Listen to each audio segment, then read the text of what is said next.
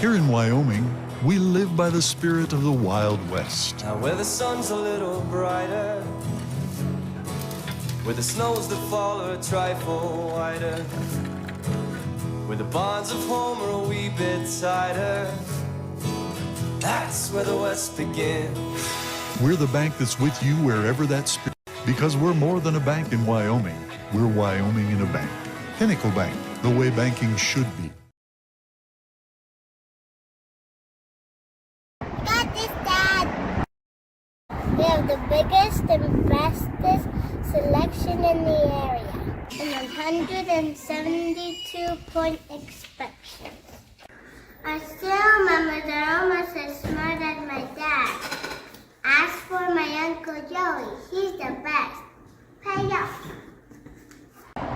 Midway when you expect the best. Good job, Kate. Yeah.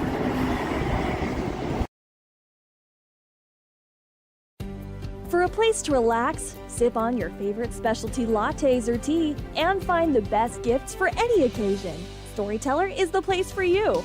Books brimming with compelling stories, gifts for the kids like Legos and coloring projects, and something for your family and friends like hats, jewelry, or a bag of award-winning Mountain Air roasted Jackrabbit Java. To learn more, visit StorytellerYO.com or swing by at 524 Broadway in Thermopolis. The choice is yours. Sutherland's Friends of the Family Plus Consumer Credit Card lets you choose from 5% off instantly at the register or special financing on qualifying purchases. That means no forms, no waiting, no rebates. You can choose 5% off instantly with your Sutherland's credit card. Got a big project? Choose special financing. The choice is yours with Sutherland's Friends of the Family Plus Consumer Credit Card. Subject to credit approval. Minimum monthly payment required. See store for details. Only at Sutherland's. You work hard for those you love, putting in long hours because your family's hopes and dreams are worth saving for. That's why Bighorn Federal offers multiple ways to save. Our products can help you start saving for more immediate needs and future goals today.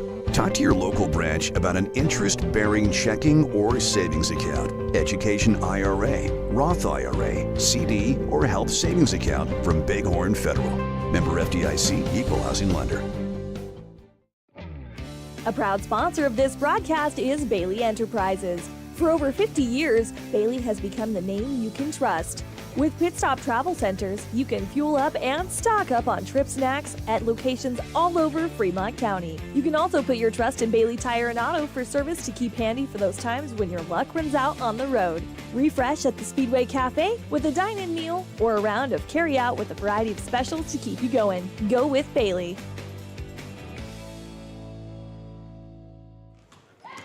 All right, good morning, Bobcat Nation.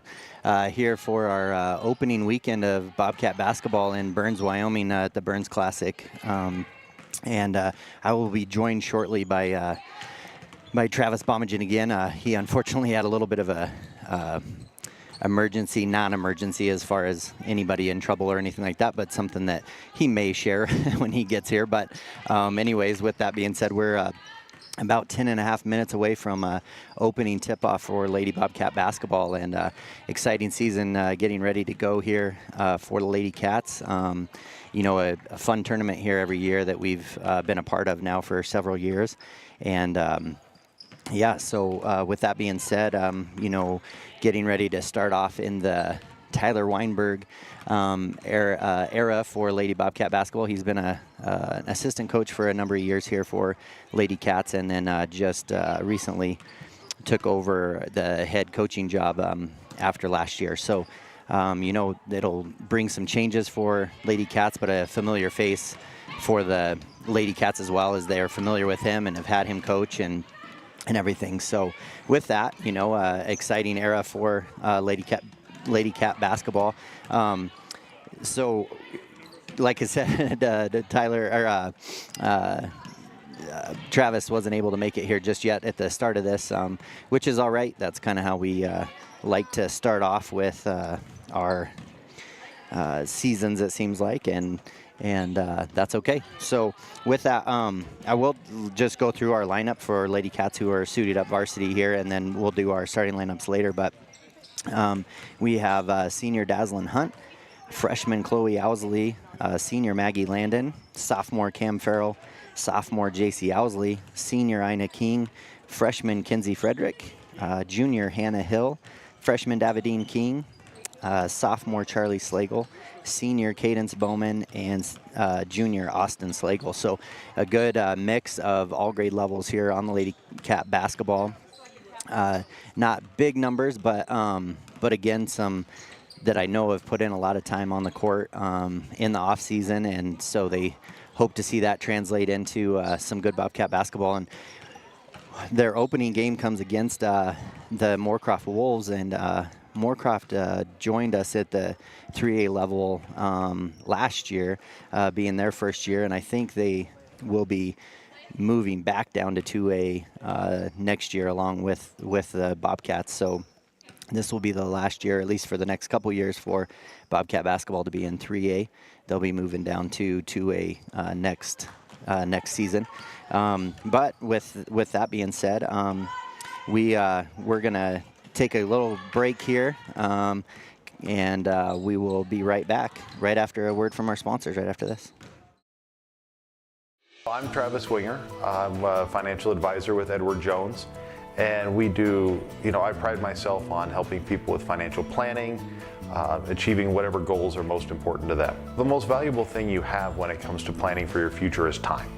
The sooner you start and the more detailed your plan is, the better chance of success you have. First-timers are my favorite people to work with because they're hungry to learn, and coming to see me doesn't cost anything. I don't charge for appointments, I don't charge for anything. Come in, talk to me, and all you'll leave with is a little bit more knowledge than you came in with. Edward Jones Financial Advisor Travis Winger, 435 Arapahoe Street, Thermopolis. At Teton Therapy, our people make the difference.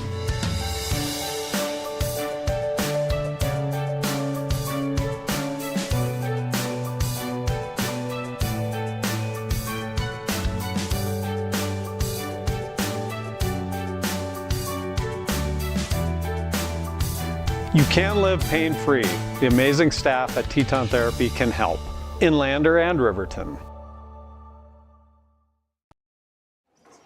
All right, and we're back here for Lady Bobcat basketball here early in the morning for our pregame show. And again, with that, we're on 101.7 KDNO out of Thermopolis, and then also those of you that are streaming live on the YouTube channel with WYO Today. Appreciate you spending some time with us this morning. We'll have Lady Cats here at 10, and then the boys team will take the court against Moorcroft as well right after on the same court at 11:30. So we will be able to stay right here. We do have a little bit of a different setup. It's in the Burns Old High School, so they're not necessarily set up for us to have a lot of radio here, which is fine. We'll make it work, and we have about 5:45 till tip-off for this game. And so with that, again, we want to just thank our sponsors. Their ads will be running throughout the game, and you'll see their pull up in the bottom left-hand corner also of the screen of those of you that are watching. And so just appreciate them spending some time and effort and energy to help us be able to travel and bring you guys the games. We just love that we're able to do that for those that aren't able to travel or those that might be across the country. I know my son is a senior this year, and he has a brother in Idaho that'll be listening today, so it's an awesome thing. So my personal thanks go out to all the sponsors as well, as they're able to allow us to bring these games to you. And so, yeah, with that being said, I know Travis had some notes that he was going to bring up with the Lady Cats before the season started here, and he had talked to Coach Weinberger. So we'll get those rolling too when he gets here. We'll either bring them kind of in game time or maybe at halftime, and we also will have Coach Corpening, the head coach of the boys basketball team, will join us at halftime as well for a quick kind of preseason interview for him as well, and then hopefully be able to get Coach Weinberger halftime of the boys game and have him come up and chat as well. So yeah, excited. A lot of good energy for the for the girls and boys team both, as they're getting ready for the season. High hopes for both of the teams as they're getting ready to come in and play. And as we look here at the Lady Wolves as well, a small group of players here, but let's see. Looks like they're going to be suiting 9 up for the varsity group, and with that, it looks like they're. I think they came in and had a pretty decent season last year in their first season as in 3A. Sorry, wasn't able to do a lot of research on them to see where we were at with that as well, but this will be the first time Lady Cats have played them in a long time, if ever. So we'll check that out. We have about 3.5 minutes till game time. I'll come back after this for the starting lineups, and we will be back after a word from our sponsors. Looking for a clean, comfortable room in Thermopolis? Quality Inn of Thermopolis offers great rates with your choice of king, queen, or family rooms with bunk beds. Choice Hotel members earn points while you stay. Reserve your room today. Call 307-864-5515. Amenities include free hot breakfast, pet-friendly, premium free Wi-Fi, indoor pool, truck parking, and more. Reserve your room today by calling 307-864-5515. Quality Inn of Thermopolis. Stop in to Vicklin Pharmacy in Thermopolis to see what a hometown pharmacy really feels like. It's the only locally owned and operated pharmacy in town, and they are a compounding pharmacy to boot. They offer prescriptions, medical equipment, Medicare open enrollment, medication therapy management, and more. Vicklin Pharmacy can save you time and money. The service you deserve from the neighbors you trust. Vicklin Pharmacy, conveniently located inside Max Market in Thermopolis. All right, and we're back here for our Sutherland's starting lineups of the game. Looks like for the Lady Wolves, we have number 13, Julia Vargas, number 21, Elise Kubacher, number 30, Natalie Scribner, and number 40, Jaden Lubkeman, and it looks like I'm missing one more of the starters. Let me see here. I'm going to look over someone's shoulder here, see if I can see who might be their other starter. Oh, and looks like Liberty Cook, number 23, also will be starting for the Lady Wolves. So that's the starting lineup for Lady Wolves. Lady Bobcats will be starting senior Dazzlin Hunt, sophomore Cam Farrell, sophomore JC Owsley, junior Hannah Hill, and junior Austin Slagle will be starting for the Lady Cats. And like I said, we're about a minute away from tip-off here, and we'll be bringing you some Bobcat basketball. Excited for the season to start here, and I'm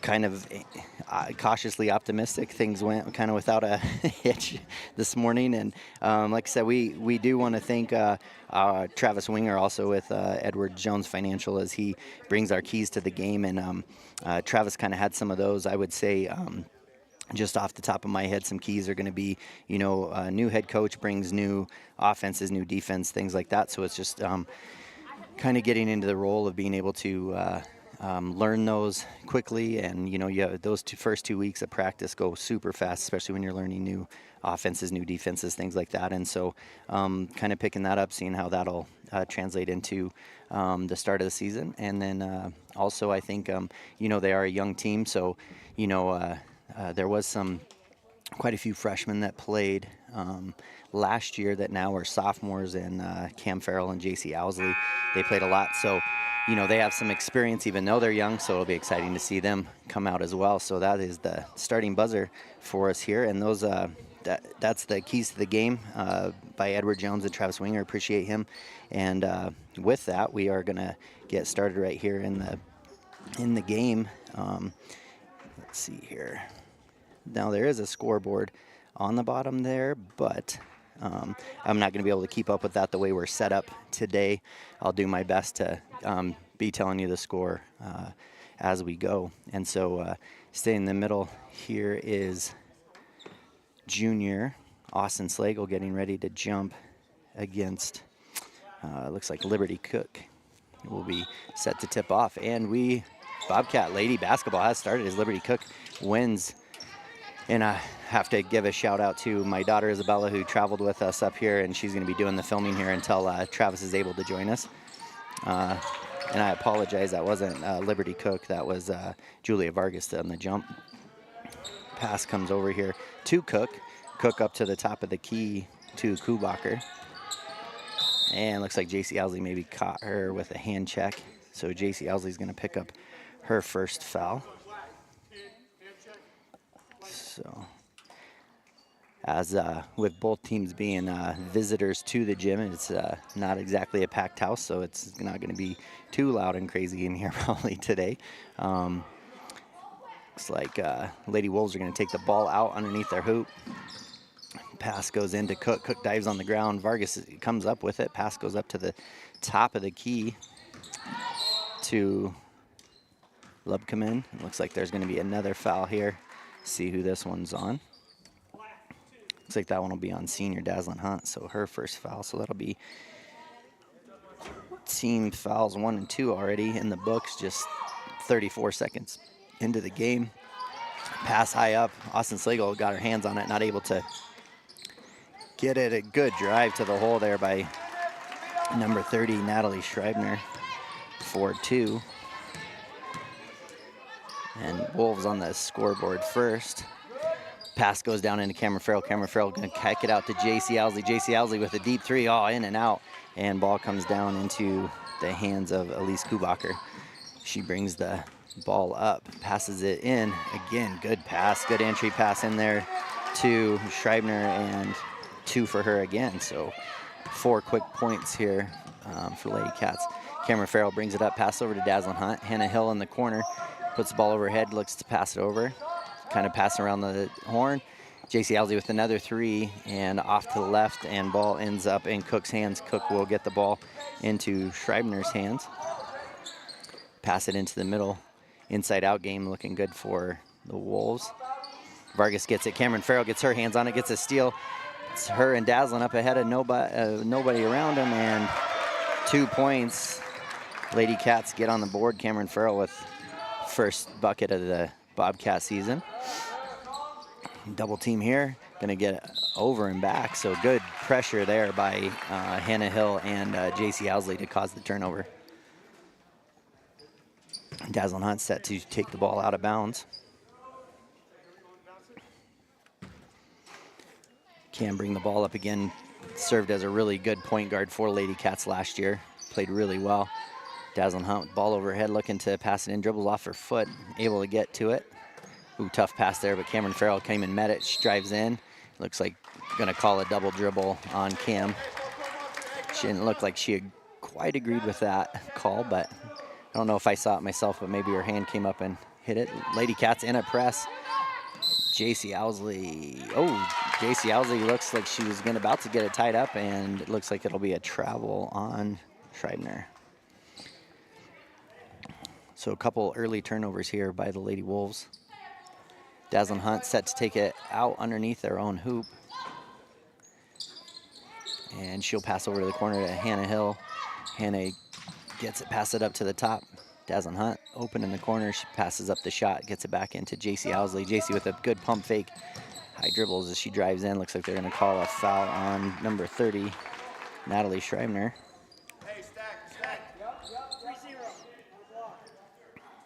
First team foul on the Lady Wolves. Daz set to take it out again as the Lady Bobcats set up and stack. Cameron Farrell steps back for a 3, unable to hit. Lady Cats all around the rim, able to make a good offensive rebound there, and then Dazzlin Hunt gets the ball from a good pass from Hannah Hill, and looks like she'll go to the line. Foul is on Elise Kubacher, and that will be second team foul. Looks like Dazzlin Hunt will go to the line for 2 free throws. First one is up and no good. Pinnacle Bank scoreboard shows Lady Wolves 4, Lady Cats 2, with about 5.5 left here in the first quarter. So it's pretty good up and down action so far for the Lady Cats. First one up was up and no good. Second one up and is good. So gets that second one in. So 4-3 now. Lady Wolves ahead of the Lady Cats. Good pressure again by Lady Cats. Oh, looks like they're going to get a foul called on Cam Farrell. Looks like just got a little too aggressive. 3 team fouls. Kind of looks like that's the role that Coach Weinberger is going to want these Lady Cats to take, is a little bit more of aggressive approach to their defense. And you'll see there in the corner of your screen that Dr. Pompton was able to make it after an exciting morning for him. Pass goes in. Good defense there by Austin Slagle as she comes over the top and knocks the ball away from Schreibner. 5:23 left here on the Pinnacle Bank scoreboard. Lady Cats trailing 3-4 to the Lady Wolves. And pass comes into Schreibner. Schreibner fakes pass, dribbles their left into the key. Pass out to Cook. Cook up and no good off the back of the rim. Good rebound there by J.C. Owsley. J.C. Owsley out to Cam Farrell. Cam getting play call from Weinberger. Pass over to Dazzlin Hunt. Dazzlin Hunt pass over to Austin Slagle in the corner. Past the high post. Good pass there. And then J.C. Owsley doing a great job of just keeping the ball up high. Scoring. Good steal there. J.C. Owsley again with another bucket as she gets a steal in this press. So.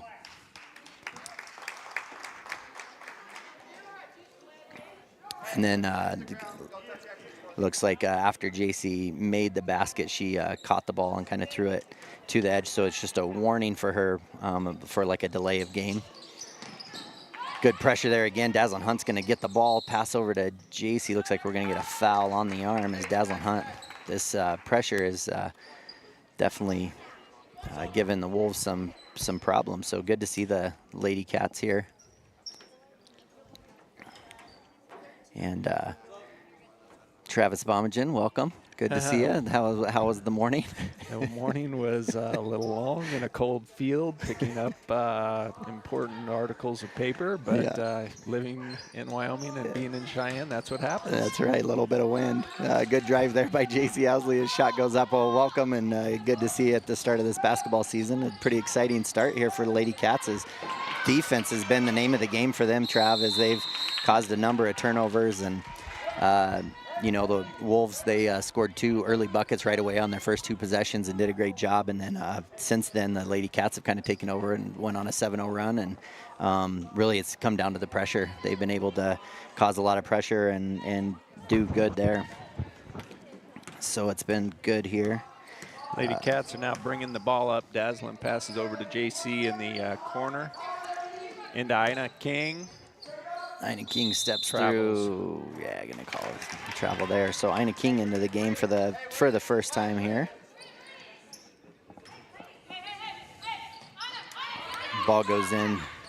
Again, the pressure just really good, but they are doing a great job, Kevin, aren't they? Yeah. That full court press caused Moorcroft to turn the ball over with the travel. Yeah, and that was Landon McCrae who came in for the Wolves, and again, that pressure is going to be a good thing. J.C. Owsley again with a wide open 3. Shot is up, is no good, and looks like we're going to get over the back by Ina King.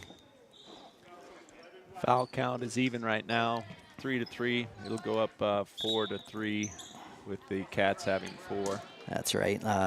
Lady Cats leading 7-4 here about halfway through this first quarter. Again, this pressure looks like a 1-2-2 pressure that they're going. J.C. Owsley causing some press, and then Ina King gets her hands on it. Good defense there by Maggie Landon, as well as she came in for the first time for Lady Cats as well. So again, it's just the pressure here that's causing this, you know, the Cats to just kind of get into their game, and they've had good looks at the hoop. They're 0 for 4 from the 3-point line, but really good looks every time. So once those start falling, Ina King with a good, strong move. A great move in the middle of the key. Turns around, kind of a little hook shot almost. Yeah, I feel like, good pressure, good hustle by Maggie Landon as she gets her hand on it, knocks it out of bounds. And for Ina, I think that's key, right? Like when she doesn't think about it and she just catches the ball and gets right inside, she does a really good job. And that's kind of what she did, was just get in there right away. So Jaden Lubkeman comes in for Lady Wolves. And they take the ball out underneath their hoop, the Wolves do. Passes over to the top to Cook. Cook gets it, passes it to McCray. McCray gets it in the corner to Cook. Over to Lubkeman. 3 is up, no good, hard off the backboard. As Gill tries for the shot, they do get an offensive board. Back to Cook in the corner. Cook's gonna bring it up to the top. Gets it to Vargas. Vargas looking in the inside. Wide left, wide open. And shot is high up off the glass again. Good rebound by Dazzlin Hunt and a leak out there by J.C. Owsley. And J.C. Owsley finishes strong. So good play there. Good look by Dazzlin as well. Looks like they're going to call a timeout here for the Wolves. We're going to do the same. We'll take a quick break here from a word from our sponsors, and we'll be right back after this. By the spirit of the Wild West. Now where the sun's a little brighter, where the snows that fall are a trifle wider, where the bonds of home are a wee bit tighter, that's where the West begins. We're the bank that's with you wherever that spirit, because we're more than a bank in Wyoming. We're Wyoming in a bank. Pinnacle Bank, the way banking should be.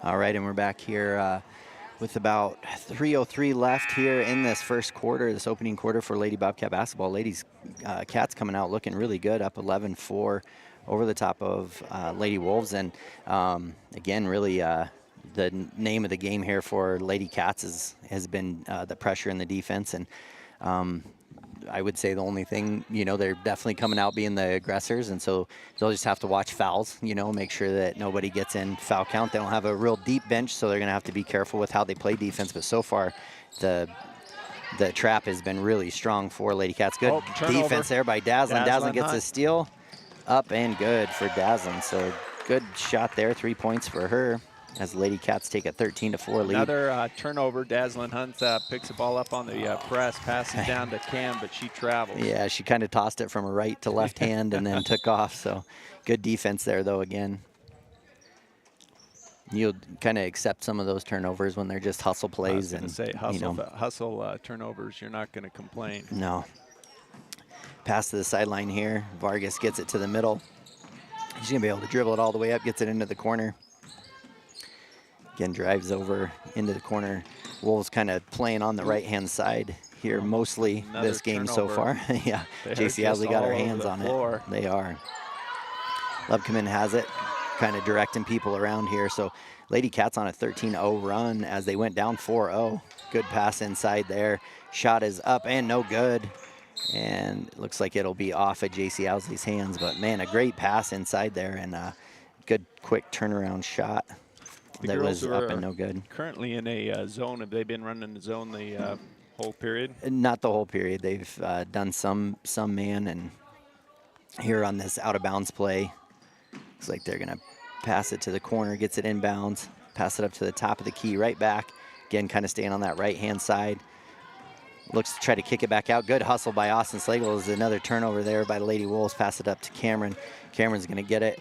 Bring it up for Lady Cats. Just under 2 minutes left here in the first quarter. Lady Cats up 13-4. Pass to J.C. Owsley.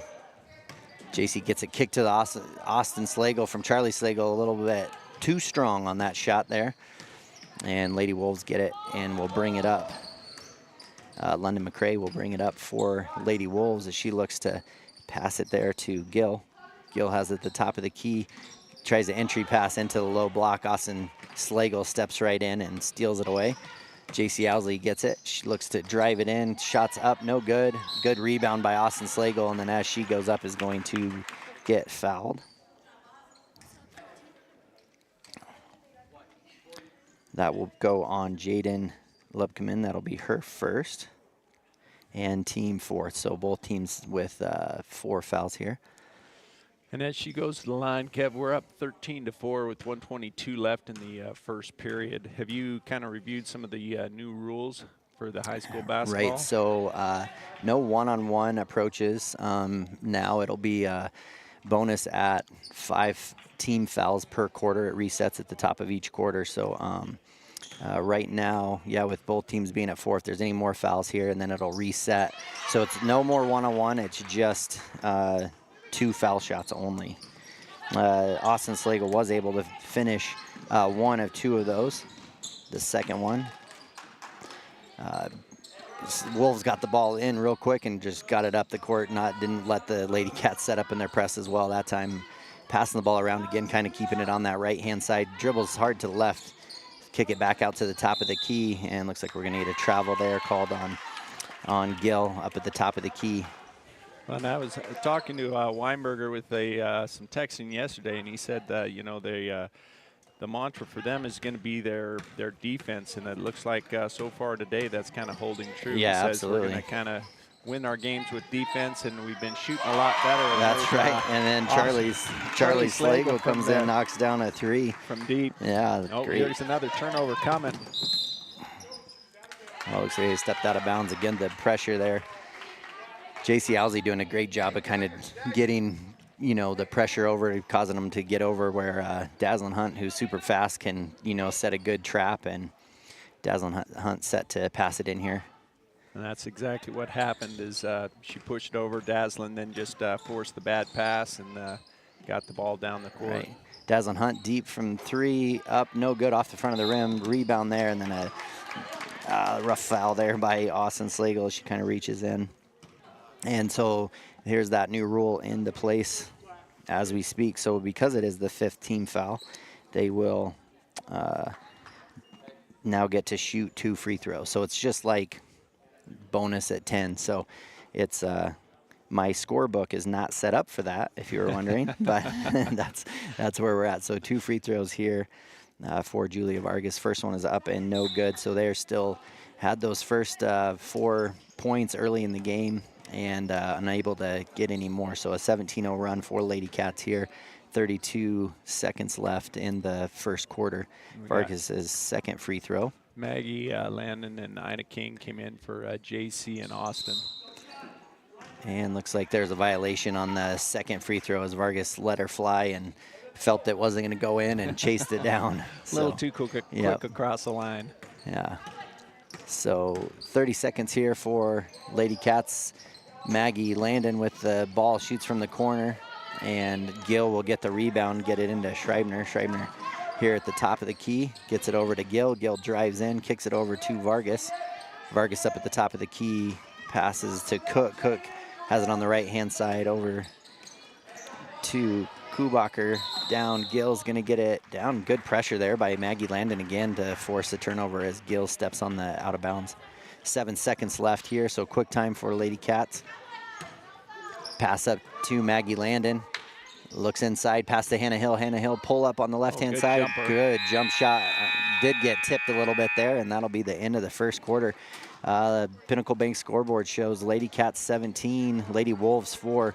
We're going to take a quick break, and we will be right back after this. We have the biggest and bestest selection in the area and 172-point inspection. I still remember they're almost as smart as my dad. As for my Uncle Joey, he's the best. Pay up. Midway when you expect the best. Good job, Kate. Yeah. All right, and we're back here for Lady Bobcat Basketball after the first quarter here, Travis. You know, a good opening quarter for Lady Cats, putting up 17 in a row against the Lady Wolves. With about 20 seconds here, what did you kind of get from Tyler at the beginning? As I spoke with Tyler at the beginning, I'm not going to have time to go through the whole thing, but again, he basically was talking mostly about the defense. He says they've worked with some of the girls who shot over the summer, had some change in their shots, and he says with that, they're a lot more dangerous from both the mid-range and the deep, so he's hopeful to see some improvements. And I can tell you, just in the time we've seen in that first quarter, I've definitely seen some improvement in the shot form, but also the shot percentage. Yeah, absolutely. And they had great looks at the three-point line, Charlie being the one that knocked one down. I think they're maybe 1 of 5 or 1 of 6, but all of them were shots they should have taken. They were all wide open, and they were good shots. So once those start dropping too, I mean, it could have really gotten out of hand early if those shots would have fallen more. Looks like we're going to get a foul here. So this is going to reset us again, which will be a new thing for us to kind of learn too. And that foul will be on Maggie Landon, her first.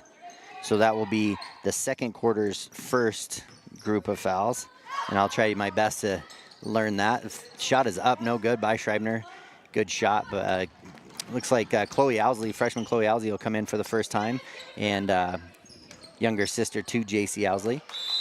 It's like ball goes off Ina King's hands. A good entry pass from Maggie, but just off her hands.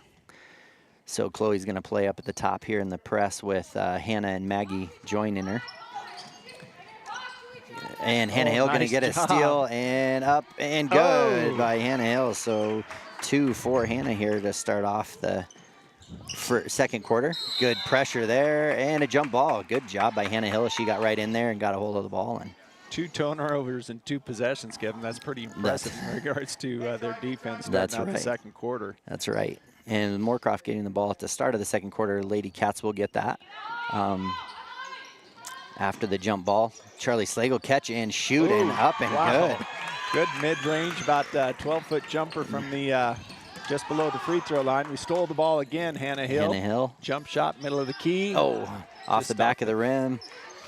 Chloe almost came down with the rebound, and the Wolves come away with it. Pass up ahead to Vargas. Vargas, about did the splits, but she kept her balance much better than I would have. Looks like good pass and entry pass into Kubacher from Schreibner, and looks like she's going to get a foul. Contact. Yeah, I think Ina King kind of bumped her from behind. Yeah. And it's more because of Ina's just a little larger person than the Moorcroft girl, and just kind of bumped her a little bit. Right. I think if it had been an even weighted situation, it wouldn't have been called. Right. Looks like Kubacher has it in the corner. She'll pass it up to the top here to Lubkeman. Lubkeman back out to Vargas, gets to the top. Cook now brings it back up.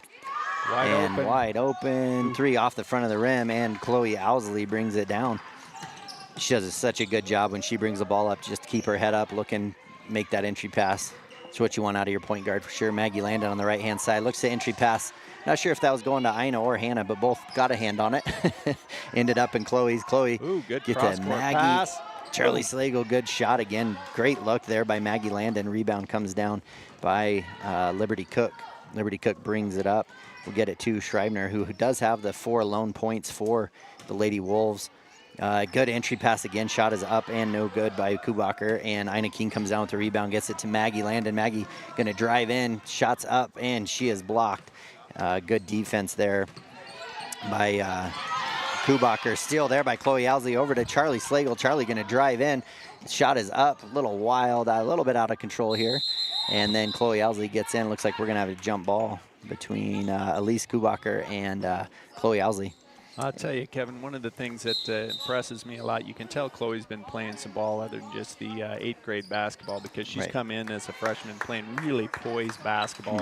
Not rattling the fact she's playing varsity ball. She's already caused 3 different turnovers, bringing the ball up under pressure.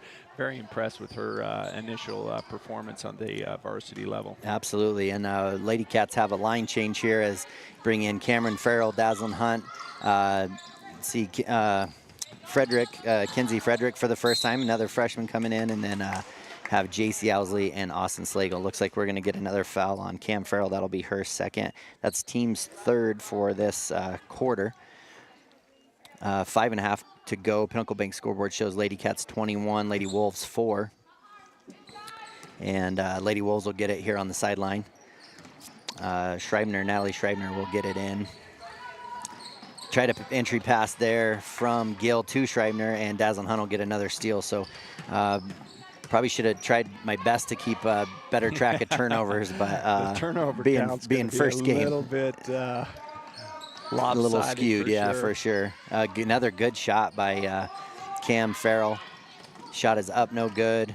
Oh, good catch there by Vargas. Oh, looks like Cam's going to pick up another foul. That'll be her third. That's 3. She's probably going to take a break and watch from the sideline for a little bit. Unfortunately, yeah, that'll be team 4th just halfway through this. Second quarter. Yeah, sorry, I got distracted by the scoreboard. I thought this was saying 5th foul on her, and I was like, oh man. No, you're good. You're good. All right. Schreibner with the shot up and no good. Oh, Vargas comes flying through, gets a good offensive board. Pass up to Gill. Gill up the top of the key. Gill going to do a little runner. Shot is up off the back of the rim, and looks like there's going to be a over the push back. in the back. Yeah. Against the Wolves. And that'll be on 13 here. Julia Vargas, that'll be her first.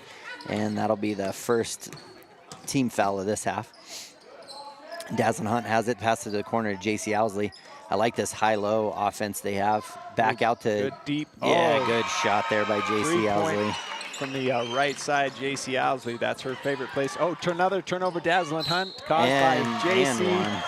J.C. Owsley caused a turnover. Dazzlin intercepted the pass and takes it in for an easy layup. And that foul will go against Landon McCrae. And she was fouled on the layup, so Dazzlin's going to the free throw line. Cats now ahead 26-4 with 4:30 in the second period. Yeah, his pressure's just a little more than I think the Wolves were ready for at the opening. And Dazzlin Hunt finishes the 3-point play. First game of the season, that's a little bit rough. They're probably cursing Weinberger a little. Yeah. But that's what he said. He says we're gonna run our game on defense, and so he's coming through with that. Right. And I do like this as well. Up 23, gone on a 27-0 run for the Lady Cats, and I like they pull off the press a little bit and go into a man-to-man or a looks like man-to-man. Yep, man-to-man here at the quarter. So again, letting their half-court defense now take care of it. Looks like they're going to get another foul. So they're going to go to the line the last 4 minutes of this quarter. That could even the things up a little bit since they get 2 shots every time now. That's right. 4.5 or 4.25 minutes left to go. Then that was Austin's first foul, but 5th team foul for this quarter. So that will send Cook to the line for 2. Again, I kind of like this rule. Just to see kind of what it's going to do, but I think it'll make the game pretty exciting. I did like the one-on-one just because you got rewarded for making one, you know, and I always like that too. But I think, yeah, that's going to be a little bit of a game changer. We'll have to kind of see how many of the first shots they make on those versus the second. Right. She did make both of those, so now it's 27-6 favor of the Cats with 4:14 left. That's right. So kind of broke the seal there for second quarter points after first 4 quick points for Lady Wolves, and now just got a couple more. 3 missed by J.C. Owsley, and good defense again by Hannah Hill, who has a number of steals. She's gonna have it poked away from behind, but Kinsey, she's gonna be able to pick up the ball. She passed over to Hannah Hill. Dazzlin Hunt gets it up, gets them set up. J.C. Owsley just kind of being left alone, almost challenged to shoot. Good pass. And Ina King with a good shot in the middle of the key, goes up and no good, and they're going to get J.C. Owsley with a kind of a cheap foul there. Yeah, it was a hustle foul there. Everybody's just kind of reaching, slapping for the ball, and I think she just got caught slapping where everybody else was too. That's right. So this is where it really plays in, right? I mean, we're gonna now see it the two fouls and see what happens here. That's they called that one on Austin, so that'll be it. She's not even. Oh, no, I think it was J.C. Owsley. Yeah. So Cook will go to the line again, who made both of the last 2. That one is up and is no good off the back of the rim. And Maggie Landon will come in for J.C. Owsley. She picks up her second again with a good lead. This is a good time to maybe save some of those starters and stuff just in case the Wolves make a run or something. You have them in the second half. Well, and a good opportunity to get those younger girls some experience, get some of the jitters of playing on the varsity court. Absolutely. And Cook makes the second of those 2 free throws for them to have 7 points. So Lady Cats up by 20. Kinsey Frederick from the corner, up and no good, but good run down there by Maggie Landon. Pass it to Dazzlin Hunt. She gets them set up. Hannah Hill has it at the top. Pass it over to Kinsey Frederick. Again, she's going to drive baseline and kind of gets caught, but Dazzlin Hunt bailed her out. Got a good there. Good move by Dazzlin. Drives in. Wow. It's almost a crossover jumper. That's right. From about 4 feet. But I would say that's one of those plays we saw her do a lot last year, was unable to finish, where she had a really good touch on it and a good finish there. Gill with the try to entry pass in. Good defense by Davidine King as she comes in. Passes it, though, to number 12, Landon McCrae, as she gets a steal and bucket up and good. But Davidine King, a freshman for Lady Cats, in for the first time as well. And Kinsey has it in the corner. She's going to pass it over. Maggie Landon up at the top of the key. Shot is up, no good, off the backboard. Oh, not as much hustle as I'd like to see, but she got to it. She had it timed. Dazzlin Hunt has it. Maggie Landon now on the right-hand side. Davidine, good cut by Dazzlin Hunt. Dazzlin a little high off the glass. Davidine goes in for the rebound. It looks like that's going to be on. I think Davidine got the foul. Yeah. And that will go against Davidine. That'll be her first. This is the 4th time to the line this quarter, Kev, just with that new rule.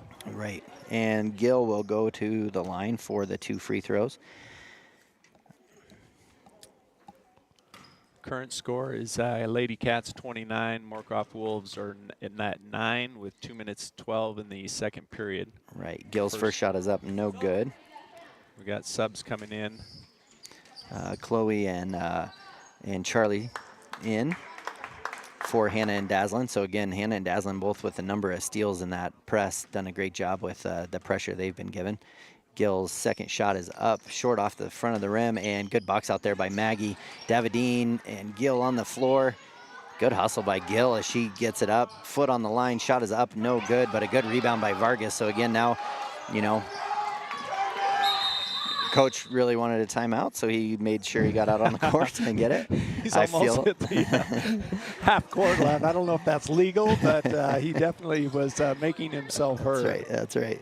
And it's a full timeout, so we're going to take a quick break as well. We'll get a word from our sponsors. We'll be right back after this. For a place to relax, sip on your favorite specialty lattes or tea, and find the best gifts for any occasion, Storyteller is the place for you.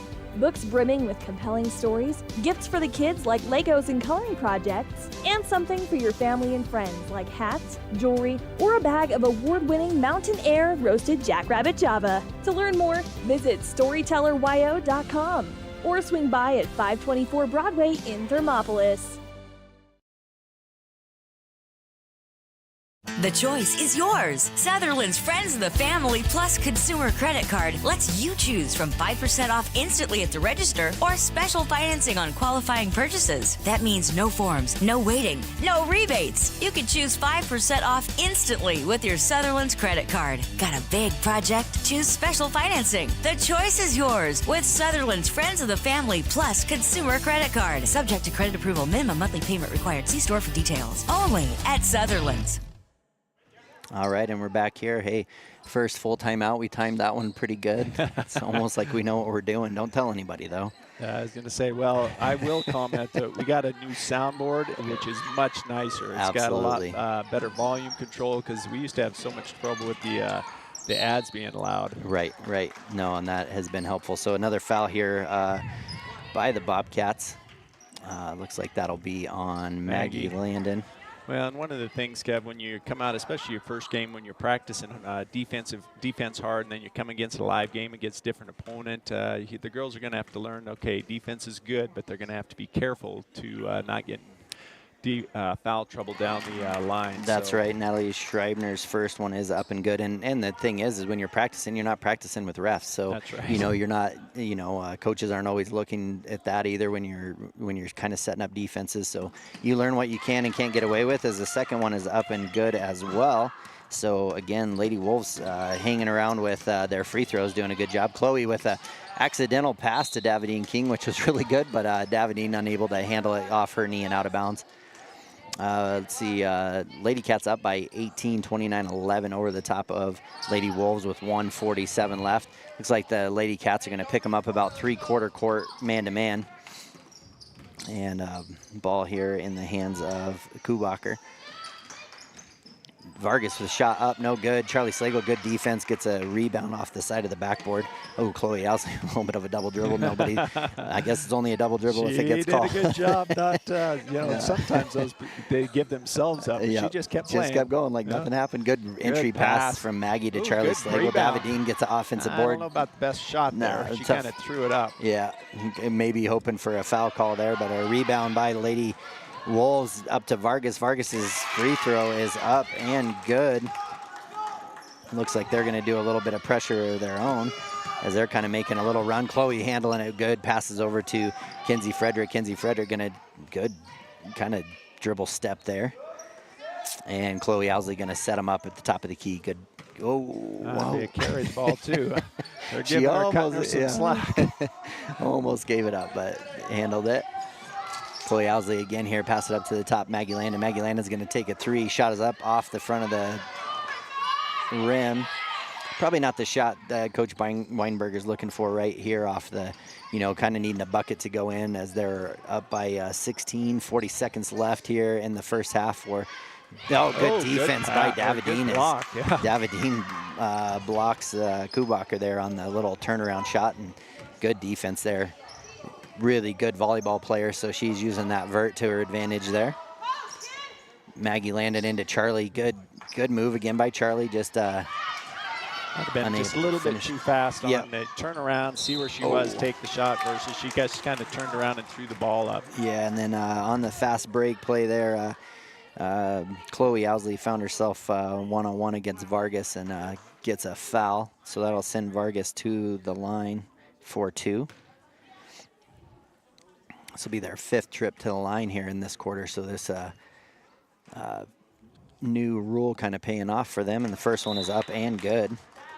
And the score currently, Lady Cats 29. We've been there for a while, Kev, and Moorcroft's been increasing their points are up to 14, so 29-14 with 14.9 seconds left. Well, Moorcroft shooting the free throws pretty good in this quarter. She's gone 6 of 10. Vargas' second one is up and is good as well, so went 2 for 2 there as well. So 15 points here for them as the seconds are winding down this first half. Maggie Landon gets a good move. She's going to drive in. Looks like she's going to get fouled with just 7 seconds left here in the quarter, 29-15. So a good opportunity here for Maggie to get on the board. Maggie Landon will go for 2. Did miss who that foul was on. Yeah, I didn't see it, sorry. No, that's okay. First one is up and is no good. And that foul was on number 10, Gill, and that was her first. And team's 3rd. Second one is up and no good. Good rebound by Ina King. Pass out to Chloe Owsley. Chloe Owsley up and bounces all the way around off the backboard twice and drops in 2 points. Nothing better than the old double bank shot. And that will find us at the end of the first half for Lady Bobcat Basketball. A good one here for Lady Cats as they are up 31-15 over the Moorcroft Lady Wolves. So as we go into timeout, we're going to take a few minute break here, get a word from our sponsors, and we'll be back for a halftime show right after this. You work hard for those you love, putting in long hours because your family's hopes and dreams are worth saving for. That's why Bighorn Federal offers multiple ways to save. Our products can help you start saving for more immediate needs and future goals today. Talk to your local branch about an interest-bearing checking or savings account, education IRA, Roth IRA, CD, or health savings account from Bighorn Federal. Member FDIC, Equal Housing Lender. A proud sponsor of this broadcast is Bailey Enterprises. For over 50 years, Bailey has become the name you can trust. With Pit Stop Travel Centers, you can fuel up and stock up on trip snacks at locations all over Fremont County. You can also put your trust in Bailey Tire and Auto for service to keep handy for those times when your luck runs out on the road. Refresh at the Speedway Cafe with a dine-in meal or a round of carry-out with a variety of specials to keep you going. Go with Bailey.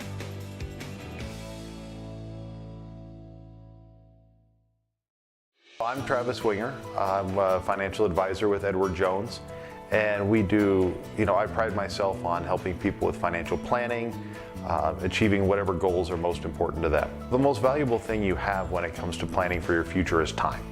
The sooner you start and the more detailed your plan is, the better chance of success you have. First-timers are my favorite people to work with because they're hungry to learn, and coming to see me doesn't cost anything. I don't charge for appointments, I don't charge for anything.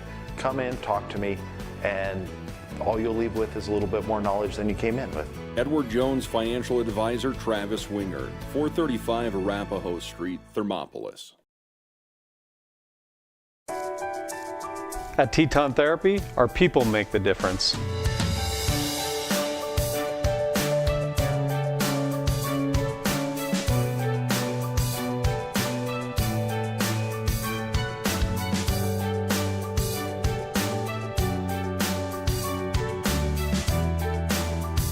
You can live pain-free. The amazing staff at Teton Therapy can help. In Lander and Riverton. All right, we're back here for Lady Bobcat Basketball. 5.5 minutes left here at halftime, and head coach, Coach Corpening for the boys team is here with us, and we're going to do a little quick interview. Won't take up a lot of your time, Shane, as I know your first game, and you always have to, seems like the whiteboard gets a little extra work. Yes, it does. For the first game, but exciting season for you guys. What most are you looking forward to this year? This last week in practice, these kids have been working incredibly hard. They're really buying into the team mentality. Today, I think this weekend's all about finding rotations. Sure. Who plays well together, what do they do well together. We do have 10, 12 guys that are going to be vying for varsity minutes this year. So we as a team, we need to buy into the idea that we want to use our bench as much as possible. So to that end, we want to push the ball up and down the court. We want to press. We've got some zone lineups that I want to see, a 1-3-1 that we're going to try out this year with our length. Just figuring out rotations, who does what well, and who plays well together. Yeah, sure. And I know we've talked about it before. I think, in the number of years, you're going into year 6, I believe, right? And it's probably got to be your deepest team that you've had, and skill-wise, and that even leaks down into your JV squad, I think. A lot of kids that put in time in the off season and everything as well. Absolutely, yeah. This is the deepest crew that we've had so far. Like I said, we've got 10 to 13 kids that are really going to be vying for varsity minutes, sure. And they're forcing us to make some difficult decisions as coaches, that's awesome. So, yeah, we've got great buy-in, and a lot of kids that do a lot of different things really well. We've got some good shooters, we've got some kids that can take the ball to the rim, and then some length that we haven't had in a very long time in Thermopolis. So that's going to be our job as coaches, figuring out how that puzzle all fits together. But the kids are, they're excited. It was tough keeping them on the leash all week in practice. They've been ready to go since Monday. So, we're excited to see what we have today, and I think it's going to be a lot of fun. Yeah, well, I know those first 2 weeks of practice, they feel like a lot. For the players, they feel long, and for the coaches, they are way too fast, trying to get everything implemented. And I know there's been a number of times you sit down and you're getting ready for the tip-off, and all of a sudden it's like, oh my gosh, did we work on out-of-bounds plays, or did we work on, and so, we're excited to see what you got worked out for these boys. I think there's a bit, bright horizon for these guys this year as well, and moving forward. So I won't take up more of your time, but appreciate you, Coach Corpening, and we'll be excited to call the game here in just a few minutes. Yep, thank you guys. All we right. appreciate you. Yeah, appreciate you too. And that's Coach Corpening for the boys Bobcat basketball team as they get ready here for the opening weekend. And like you said, a deep team. I'm excited to see what they're going to be able to bring here on the court. And Travis, you and I, we kind of have a little bit of a pretty awesome inside perspective with a lot of these boys. We were able to do some travel ball with them and see what they're going to do. And I think you and I both agree that, we haven't seen a team this deep for the Bobcats in quite some time, and it brings some excitement for sure. Well, and I think as you guys probably talked about, it's just going to give him a lot of options. He's going to be able to play guys a lot more based on matchups, which, good matchups, bad matchups. And so some guys might see more playing time one game and less the next because of some of those matchups based on size. But the other advantages he has is he's got a pretty good size distribution. There's one lineup that if he has him on the floor, I don't know that there's many teams in the state that would be able to be, taller than absolutely. that lineup. So I think, it's going to be a nice opportunity for us to be able to see how things kind of start this weekend. Absolutely, and I think, it just brings a lot of excitement to Bobcat basketball. They've some pretty good traditions in the past, and, making it to state a few years ago, I know they want to get back there, but I think, he talked about that earlier this year too, that, talk about your goals, out maybe almost too far ahead sometimes, and so it's like, hey, let's focus on today. Let's get better today than we were yesterday, and that's a good mentality. But real quick, we do have the quality in stats of the game, so I'll go through that real quick as we have just a minute. Dazzlin Hunt with 7 points for the Lady Cats. Chloe Owsley with 2. Maggie Landon 0 for 2 from the free throw line. Cam Farrell with 2 points. JC Owsley with 9, hitting a 3 there in the second quarter. Ina King with 2 points. Hannah Hill with 2 points, but a lot of steals there that created a lot of points for the Lady Cats. Charlie Slagle hitting a 3 in the first quarter and with a total of 5 points in the game. And Austin Slagle going 1 of 2 from the free throw line with 1 point. And on the other side for the Lady Wolves, Lanny Gills 0 for 2 from the free throw line. London McCrae has 2 points. Julia Vargas with 4, going 2 of 4 from the free throw line. Liberty Cook with 3 points, 3 of 4 from the free throw line in the second quarter there. Natalie Schreibner with the first 2 buckets of the game, and then 2 of 2 from the free throw line with 6. No one really in foul trouble for the Lady Wolves. For the Lady Cats, we've got Maggie Landon with 2, Cam Farrell with 3. And, we're going to get started here for the second half of the game, if I can figure everything out correctly. And, we're started away, so the half times of basketball go slightly faster than the halftime of football, if you were wondering. So looks like game is underway, 31-15. Lady Cats will start with the ball, and we just get rolling right here into second half. And Cam over to JC Owsley, up to Dazzlin Hunt. She'll dribble to the right-hand side, pass to JC Owsley on the right-hand side. Cam with a good cut, good hard cut, step through, up, and no good off the side of the rim there. Good rebound. JC Owsley with pressure. She's going to steal it, and it's going to go off her foot and go out of bounds. But, man, good defense there and good plays there as well. I really like those cuts off from weak side coming across the lane, and they've really found it. Cam's good at finding her way in there. Good pressure again. Ball's going to go out of bounds. And early here, it will be a turnover by Lady Wolves. So far, when the ball goes to that left side of the court with Owsley and Hunt, it's almost a vacuum for a sure turnover. Absolutely. Cam pass it into Austin Slagle. Austin squares up. She's going to drive to the middle lane. Good hard drive. A little tough off the backboard. Reaches in, gets on the floor. Looks like we're going to have a jump ball that'll go to the Wolves to start off. So start off this second half, Lady Cats up 31-15, 16-point lead. They did have a little over 20 or 21-point lead here at one point, but did get in some of the younger gals, get them some pressure, and foul trouble kind of is what found them in problem. They did break the press there, but Vargas unable to finish. Cam gets it, passes it ahead. JC Owsley go way up and good. It was kind of a tough shot to try to get turned around as everybody was coming. Oh, they might be a foul. I thought it was a turnover. I'll be curious to see what the foul call is here.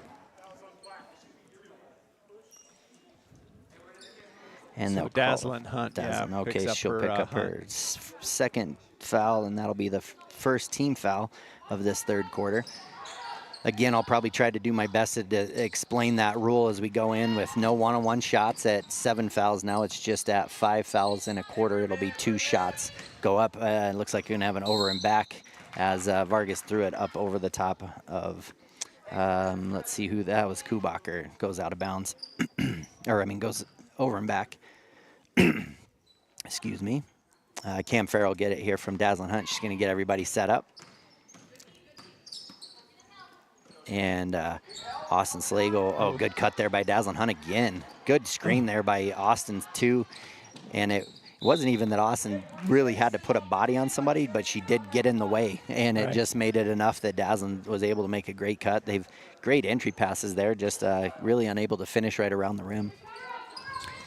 Which is a testament to Lady Wolves. Lubkeman steal there. Dazzlin Hunt shot is up and no good. Another turnover. Daz, I think, feeling like she got fouled maybe on that shot. Does go to the Lady Cats, though, as it goes off of the Lady Wolves. J.C. Owsley with it, or Cam Farrell with it up at the top of the key. Pass to J.C. Owsley. And Hannah Hill coming to that second cut. Good jump shot just off the back of the rim. They've had great quality shots. They just aren't able to find the net yet. Right. Looks like there's going to be a double dribble. I was with Austin because I thought maybe he was calling a foul, and she was ready to not be happy about that one. So looks like McCray will come in for Lady Wolves. They're going to go into a 2-1-2 press here. Back to Cam. Cam, who handles the ball really well and handles pressure really well. And we see her able to dribble with her left hand really well. And she kind of went right up the middle, which is what you like to see against that full court press. Split them and then got a foul as she neared the basket, so the Lady Cats take the ball out of bounds. That's right. Natalie Schreibner will pick up a foul. That'll be her third. Pass to J.C. Owsley up at the top of the key. Kick out to Hannah Hill. Hannah Hill steps up short. And, going to be an over-the-back foul on Dazzlin Hunt. That's going to be her third. So that kind of what we talked about. That'll be some things they're going to have to watch now is foul trouble as Dazzlin with 3, Cam Farrell with 3, and let's see, Maggie, J.C. Owsley, Ina, and Austin Slagle all with 2. Good dribble through there by Schreibner. She kicks it out to Vargas. Vargas to the left hand. Shot is up. No good. Rebound there by Lubkeman. She's going to pass over to the right to Vargas. Vargas back up to the top.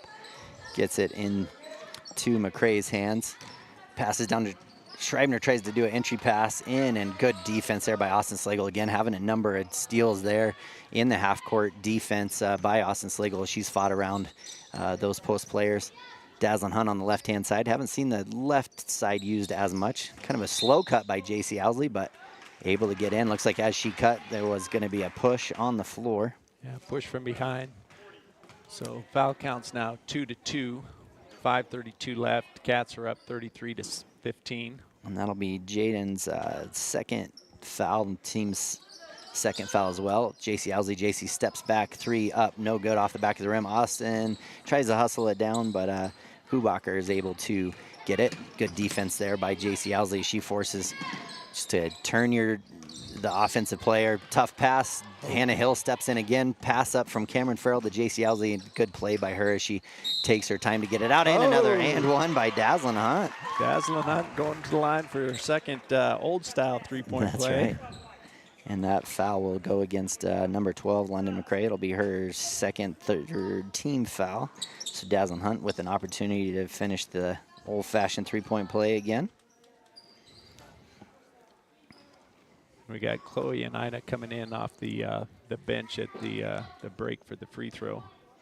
That's right, just a little less than 3 minutes off in this third quarter. Free throw is up and is good for Dazzlin Hunt. So Dazzlin Hunt doing a great job. She has 10 points in the game, leading score. Well, JC with 11, her with 10. So good scores there. Looks like we're going to get a carry or double dribble would have come out of there. So again, the pressure just a lot for the Lady Wolves to handle here today. 36-15, Lady Cats back up with that 21-point lead. 5:03 left here on the Pinnacle Bank scoreboard. Cameron Farrell getting the call. She's going to pass over to Chloe Owsley. Hannah with a good cut. Good screen by Ina King. Almost like to wait and see that second cutter now that they're kind of waiting, for the first cutter. Wait for that second cutter to come through and find it open. Oh, good back cut by Dazzlin Hunt. Dazzlin Hunt in the middle. Shot is up. Off the back of the rim. But great shot by Dazzlin Hunt. A good backdoor cut and good find by Cameron Farrell. She had a great cut. If she would have just looked a little bit, Hannah was wide open on the backside. Right. So as they get to running this offense, which is a new offense, they'll start to see some of those options. Good defense there by the Lady Cats as Ina King comes away with it. Pass up to Dazzlin Hunt on the left-hand side. Tough pass by Cameron. I think Cameron thought it was going to somebody else and goes out of bounds, so turnover. Looks like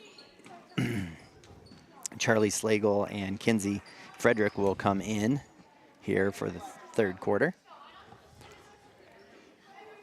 4:17 left, 36-15, Lady Cats are up.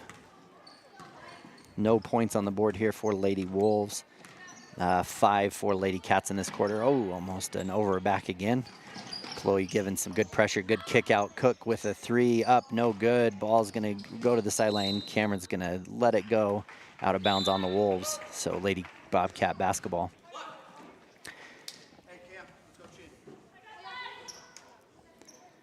Not a lot of Bobcat uniforms has had the Hot Springs County on them. It usually says Thermopolis, so it's kind of neat to see a little different read there from the Lady Cats in their black uniforms.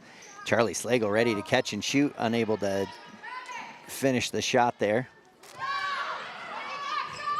Pass up the left-hand side as Gills and Cook are breaking the press. Gills gonna do a little runner, jump up, no good. Charlie Slagle comes down, a little bit of out of control shot there by Gill, but trying to just get something going for Lady Wolves. Cam Farrell brings it up again. Chloe Owsley left wide open. She's going to have a three-point shot up. Man, no good. Man, that was a super good-looking shot. We had a great view of it. Passes back out to Chloe Owsley, and that's going to be a foul. And that will be on Liberty Cook. That'll be her first. Cats are one foul away from going to the free throw line the rest of the quarter. Yeah, 4th team foul on Wolves for this quarter. So at 5 again, they'll get 2 shots. Pass goes to Cam. Oh, Cam, nice good move. And it's on the floor, but she's going to be going to the line for 2. It's just as good now. Absolutely, absolutely. On the floor isn't as big a deal. Nope, that's right. And Gill with her 2nd team foul, team's 5th. Cam's first shot is up and good. Her first free throws of this young season, and first one is good. Score now is 37-15 with 3:16 left on the third quarter.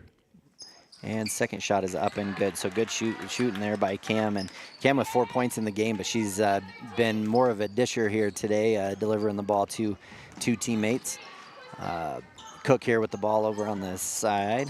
She will pass it over to Finner. Finner gets it into McCray. McCray tries to get inside to Gill. Kinsey Frederick's going to get in there for a jump ball. I believe that's going to be Bobcat basketball. Well, and you made the comment about Cameron being the disher. I'll tell you, one of the things, if the girls are going to see more W's in the win column, that's the kind of play that you need, that unselfish play. And Cameron does a great job just seeing the floor and getting the ball to the open player. Yeah, and right like that, Ina King goes and gets the pressure. She gets a good rebound, kick out to Cameron. Cameron's going to get a shot at the top and a chance for a 4-point play as Cameron Farrell knocks one down.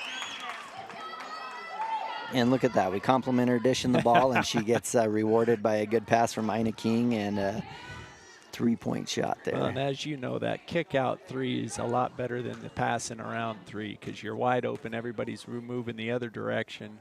Great shot. That's right. Oh, unable to finish the 4-point play. But 41-15 Lady Cats. And good pass there by Ina King as well. Oh, a little two-hand over the head shot there. No good. Cameron Farrell comes down with it. And Cam, again, we saw her last year do such a good job with her left hand. I think it's unexpected with her because she is right-handed, but then she's so strong with her left hand. And Cam Farrell feeling a little bit, drives in, gets another good pass from Ina King, and then drives in, unable to finish it, but she's going to go to the line. And that's going to be on Gill. That'll be her 3rd foul.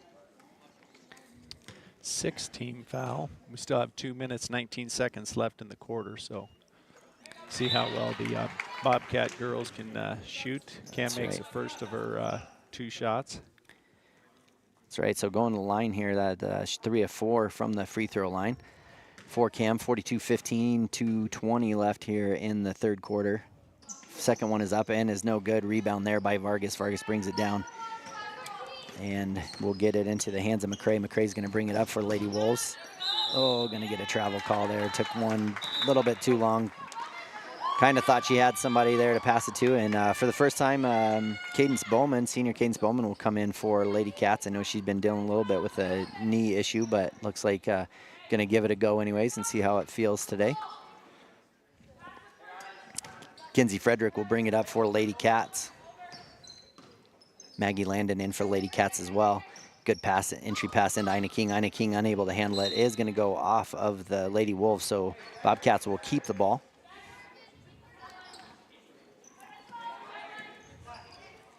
Again, Lady Wolves unable to get on the scoreboard here in this third quarter. Good play there because Chloe gets it. Passes, stepped on the sideline, and she found Maggie wide open in the corner, but just needed to get rid of it just a smidge earlier. And Lady Cats are going to pull off the press, and Chloe's going to pick up McCrae at the top of the key. McCrae kind of drives through, but still there by Maggie Landon. Cadence Bowman gets it. She's going to stop up at the top of the key, gets it to Chloe.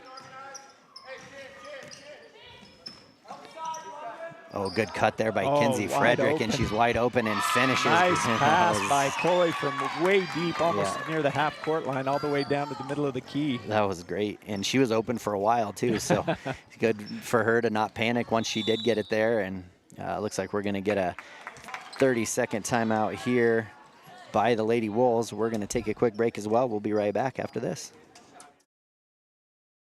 Looking for a clean, comfortable room in Thermopolis? Quality Inn of Thermopolis offers great rates with your choice of king, queen, or family rooms with bunk beds. Choice Hotel members earn points while you stay. Reserve your room today. Call 307-864-5515. Amenities include free hot breakfast, pet-friendly, premium free Wi-Fi, indoor pool, truck parking, and more. Reserve your room today by calling 307-864-5515. Quality Inn of Thermopolis. All right, we're back after a quick timeout. Lady Cats up 44-15 on the Pinnacle Bank scoreboard. 1:22 left in the third quarter. And again, with the new free throw rules or foul rules in high school basketball at 5 1/4, that puts anyone fouled to the line for 2 free throws. So Lady Cats, any fouls that they draw in this one, they will be going to the line the last minute 22 of this quarter.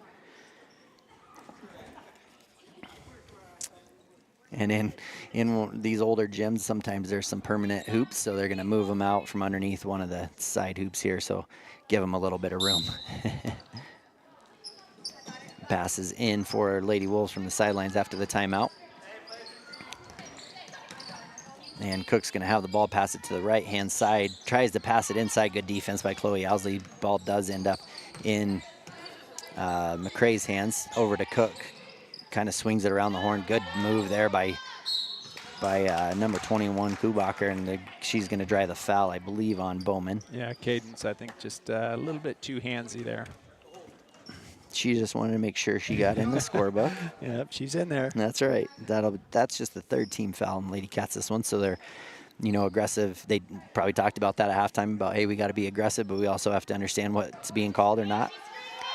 Lady Cats in a zone here, and good defense there by Maggie as the cut from the top of the key was looking to get open.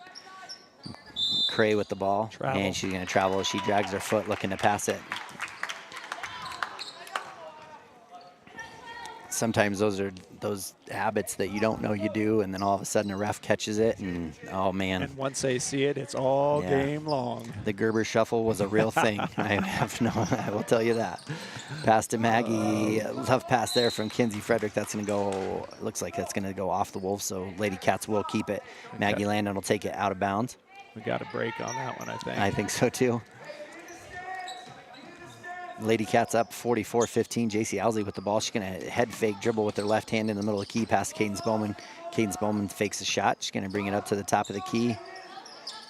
Gets it to Maggie Landon. Maggie Landon going to drive to the left-hand side. Up with the right hand. Up and is good. Good shot there by Maggie Landon. Only way that would have been prettier is if she would have stayed with her left. Right. She switched to her right at the end on the left side of the basket. Still made the shot, but and maybe she drew the foul because it was in her right. If she had done it the other way, you might not have got that call. Right.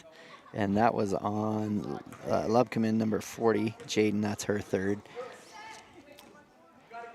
Maggie Landon's free throw's up and is good, so she finishes off the three-point play there. Cats up 47-15 with 30 seconds left in the third period. Yeah, doing a great job here. Good opening game for Lady Cats. Got to feel good for Coach Weinberger, too. Get a win and his first, and says unless something completely crazy happens here, but good defense there by Cadence Bowman as she gets in front of the Cutters here. Wolves take the ball out underneath their own hoop. Screen there. Good defense there by Lady Cats again. Cook with it up at the top of the key. Throw it to McCray. McCray's going to look to pass it to the corner here. She's waiting for Schreibner to cut across.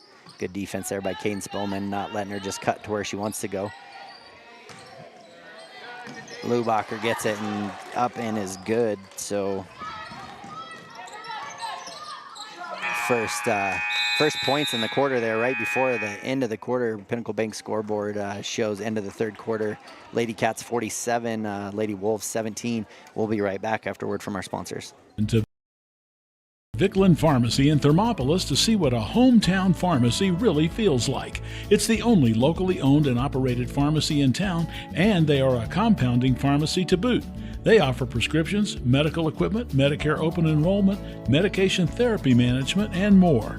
Vicklin Pharmacy can save you time and money. The service you deserve from the neighbors you trust. Vicklin Pharmacy, conveniently located inside Max Market in Thermopolis. Here in Wyoming, we live by the spirit of the Wild West. Now where the sun's a little brighter,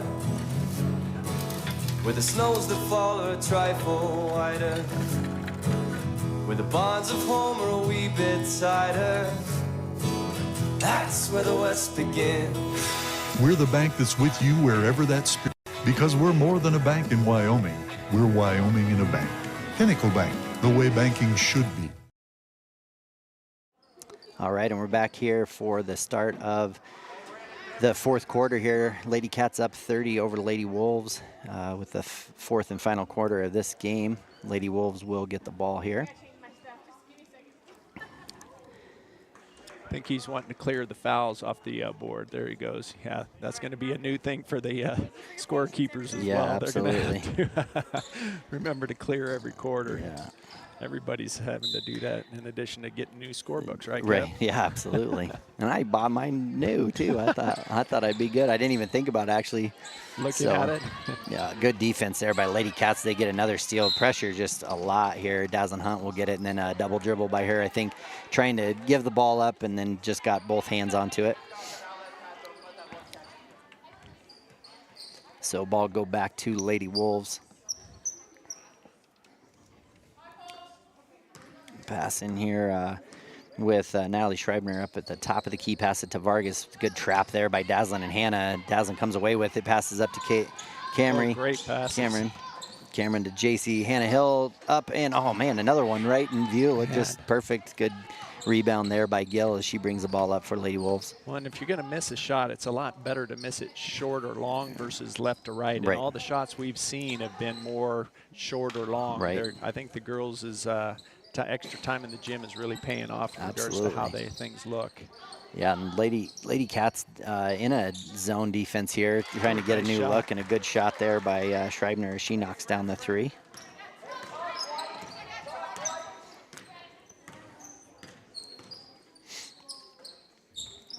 Lady Cats still moving around. That first cutter, I agree with you, Kevin. They're hitting that first cutter every time because they're open. Right. But I think at this point, if I was Weinberg, I'd tell them, okay, let that first cutter go through because that second cutter is going to be wide open. Yeah, haven't let it develop completely just yet. So looks like a 2-3 zone Lady Cats are trying out right now. Good defense there by Austin Slagle as she slaps away Vargas' shot off the left hand. Hannah Hill runs it down and gets it into Dazzlin Hunt's hands. Dazzlin will bring it up and set up offense. Pass over to JC Housley. Here's that second cutter. Hannah Hill's going to get it. Oh, and had Cameron Farrell open on the opposite block. Gets blocked on the shot. Ooh, that's right on the edge. It is amazing. That half-court tape line is 2 inches wide, and it causes so many issues. Shot is up and no good by Lady Wolves. Good hustle there by Schreibner. She dives into the bleachers, tries to save it, goes right to JC Housley, and JC Housley almost too easy of a shot, up and no good. Gill comes away with it. Schreibner kind of hitting, looks like a shin on the bleachers from her hustle play. I don't know if it's a shin or a hip. Yeah, man, she came flying in, and metal bleachers are not very forgiving. Pretty tough, though. She got right up, but it looks like she is going to come out for just a second to make sure she's okay. And looks like a line change here for the Lady Cats as well. As Chloe Owsley, I tell you what, Chloe and Cameron Farrell are going to give me some problems this year because you're going to have to watch to see which one's braided and which one's just wearing a ponytail. I know, goodness. Yeah, from behind, it's a hard call. Yep. And shoe color will help you out, too. Yeah, there you go. Chloe's are nice, bright pink. Vargas with it, good hands by Maggie as she knocks the ball away. Pass over to Cook. Cook with it, passes to Gill. Gill down into the corner, good post entry, but Cadence comes over. Shot is up, no good. Good rebound by Ina King as she goes up with two hands, rips it down, showing off her vertical as well. That was impressive. Yeah, it was. Chloe Owsley setting up offense, pass over to Cadence Bowman. Ina King setting a screen there. Maggie Landon with the three up, hard off the glass, no good. Vargas with the rebound there. She'll get it into Cook's hand. Cooks will bring it up for Lady Wolves, bring it up the right-hand side, and we're going to get a timeout here by the Wolves. See here for a second if it's a full or a 30-second. Looks like it'll be a full, so we're going to take a quick timeout as well, and we'll be right back. Got this, Dad. We have the biggest and bestest selection in the area. And 172-point inspection. I still remember they're almost as smart as my dad. Ask for my Uncle Joey. He's the best. Pay up. Midway when you expect the best. Good job, Kate. Yeah.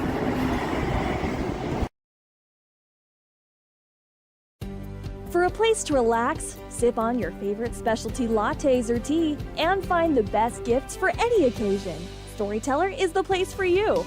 Books brimming with compelling stories, gifts for the kids like Legos and coloring projects, and something for your family and friends like hats, jewelry, or a bag of award-winning Mountain Air roasted jackrabbit Java. To learn more, visit StorytellerYO.com or swing by at 524 Broadway in Thermopolis. All right, and we're back here after the timeout from Lady Wolves. Just under 5 minutes left here in the game. Lady Cats 27 up, 47-20 over the Lady Wolves. Davidine King going to play on the out-of-bounds play here. Look to pass it in. Tough pass across the court to Cook. Cadence Bowman unable to get a hand on it, but Cook comes away with it. Passes to Gill up the top of the key. Tries to get an entry pass into the high post and off her shins, and Cadence Bowman comes away with it. Gets it into Chloe Owsley's hands as she sets up the offense. Pass over to Cadence. Cadence head fake into Davidine. Good cut there by Chloe. Pass by Davidine. A little hook shot blocked by Cook, and Cook comes away with the rebound. Gill passes up. Oh, a little kind of jumped ahead of it. Tried to pass it up. It was a good look, but kind of like made eye contact and then looked away at the wrong time there by Lubkeman. Davidine passes in to Chloe Owsley. Chloe again will bring it up with Maggie, Ina, and Cadence, the three seniors, playing with the two freshmen, Chloe and Davidine. Cadence Bowman up at the top of the key, kind of setting up offense. Not a lot of movement going on right now, Trav. Yeah. All right, pass into Ina. Ina's going to look for him to cut off of her. Going to pass up to Maggie Landon. Maggie's going to drive in. Nice different play. And looks like she drives in, going to be hit across the arm as she goes up for that shot. And that foul will go on Finner. That'll be her first. And I believe that's the first team foul for this quarter. A little slower this fourth quarter. I don't know Right. if they're a little tired, slower. Or I imagine so. First games always seem to kind of be a little bit more exhausting. You're trying to get into basketball shape. Just over halfway through, or halfway left here in the fourth quarter, and Maggie goes, too many. She goes 1 of 2 from the free throw line, gets her own board, and then travels with the ball. Well, she went to dribble the ball, got it kind of hung up, and then just took an extra step. Yeah. So good job by Cadence Bowman as Kenzie Frederick will come in. So good to see Cadence able to get out there, maybe test that knee a little bit. Sometimes that's a lot of what it takes, is just that mental aspect of it, of like, okay, can I get out there and run around a little bit and it not hurt me too bad? So Kenzie Frederick putting on some pressure. Gill with it up at the top of the key, passes it to high post, and she kicks it back out. Post up. Shot is up and rolls around and is good as shot goes in for Kubacher. And Chloe Owsley will bring the ball up, pass it to the right-hand side for Maggie. Good move. Oh, man, good cut there by Kinsey, too. And then she tries to drive to the right. A ball gets knocked off her knee and goes out of bounds. 48-22, Lady Cats over the top of Lady Wolves. 3:30 left here in the fourth quarter. Kinsey Frederick playing good pressure defense here at the top of the key. Pass over to Gil, kind of making them play a long ways away from the hoop, and that's good. Ina King almost gets the steal. Almost goes out of bounds. Gil will get it back. And pass kind of going to no man's land. Keep going into the corner and getting trapped. Pass will come out. Ina King kind of daring her to shoot the long ball. It doesn't go up. And Cook has it past to Vargas. Vargas, good move there. And left-hand shot goes up and is good by Vargas. 48-24 with Lady Cats doubled up on Lady Wolves. Maggie gets it, pass it. Oh, it was a good luck, just a little too far ahead there as Maggie Landel turns the ball over. Kind of a number of turnovers in a row here for Maggie right now, maybe trying to do a little too much, but Davidino gets a steal there. Good pressure by Chloe. Davidine gets it into Chloe's hands. Chloe will bring it up for Lady Cats. Pass to Maggie Landon on the right-hand side. Kinsey Frederick pass up and a little too high again, and right now Maggie just needs to maybe slow down just a little bit. Has a number of turnovers in a row. And that foul will go against Kinsey Frederick. That'll be the team's second foul in this quarter. And Cadence Bowman will come in for Maggie Landon. As the Wolves get the ball, I think hopefully the Lady Cats remember which way the Lady Wolves are going, because we don't look like we're set up that way, and we're not. And shot is up and is good for London McRae. We haven't had very many mental lapses today, but that definitely was one. Yeah. That was it's nap time. Let's see, Kinsey gets it, passes into Ina King. Ina King with a tough move, but she turns the ball over. Good steal there by Lady Wolves. Gill with it up at the top of the key to Vargas. Good cut. Oh, a little late on the cut there. Ina King gets a steal, and she's going to get a carry call on her. That's when you're the big, you got to get it to the small. Let them bring up the ball. That's right. And that's going to be a 30-second timeout by Coach Weinberger. We're going to take a timeout as well. We'll be right back. The choice is yours. Sutherland's Friends of the Family Plus Consumer Credit Card lets you choose from 5% off instantly at the register or special financing on qualifying purchases. That means no forms, no waiting, no rebates. You can choose 5% off instantly with your Sutherland's credit card. Got a big project? Choose special financing. The choice is yours with Sutherland's Friends of the Family Plus Consumer Credit Card. Subject to credit approval. Minimum monthly payment required. See store for details. Only at Sutherland's. You work hard for those you love, putting in long hours because your family's hopes and dreams are worth saving for. That's why Bighorn Federal offers multiple ways to save. Our products can help you start saving for more immediate needs and future goals today. Talk to your local branch about an interest-bearing checking or savings account, education IRA, Roth IRA, CD, or health savings account from Bighorn Federal. Member FDIC, Equal Housing Lender. All right, and we're back after the timeout here. Coach Weinberger, like we talked about in the timeout, Travis kind of wanting to run a little bit, show some different looks and everything, and it's definitely not as smooth as what we were seeing out of the first little bit of play. Well, but it's good opportunity when you're up like this to try some things. I love it, yeah, absolutely, because then you see what maybe works or doesn't work, or what you need to work on a play, so. Well, exactly, and on paper something can look really good, and another team, they run it, and it's like, man, that's amazing, and then with your personnel, sometimes that's just not for us. Yeah, not the right play for us, yeah. And that foul's going to go on Ina King, and that will be the team's third foul. That's her third foul as well. As they get the ball to Vargas up the top of the key, up and away off the back of the rim. Comes in, knocks the ball out of Chloe's hands. 3 up, no good again, off of Gill as it goes too far over. Cadence had good position on it, but the ball was just shot way over the rim. Ball went out of bounds. Cadence Bowman will pass it into Kinsey Frederick. Kinsey bringing it up. Pass up to Ina King early in this play. Cadence has the ball now. She stepped through. Pass out to Kinsey Frederick. Kinsey looks at the shot, decides to pass it up, gets it into Ina King again. Ina, good strong move there. Back to Cadence Bowman. Cadence Bowman who can knock that shot down. Oh, unfortunately, again, from that position, yeah, it looks, always looks good, and then just short on that again. Gill with the ball. Oh, a couple extra steps. That was nice of the ref to let that one go. Shot is up, no good. Good rebound by Vargas. Vargas gets the shot up, no good as well. Another offensive board for the Lady Wolves, and Ina King's going to pick up her 4th foul. Natalie Schreibner doing a great job, hustle play there. That'll be her 4th foul. On Ina team's 4th foul as well. And going to go ahead and leave her in with 43.7 seconds left. Looking to pass the ball in, gets it in, passes it back out to Gill. Gill has it up at the top of the key. She's going to pass it over to Schreibner. Schreibner going to fake the shot, pass it out. Ball is up, no good by Kubacher. 31 seconds. Lady Cats up 48-26. End of the 4th.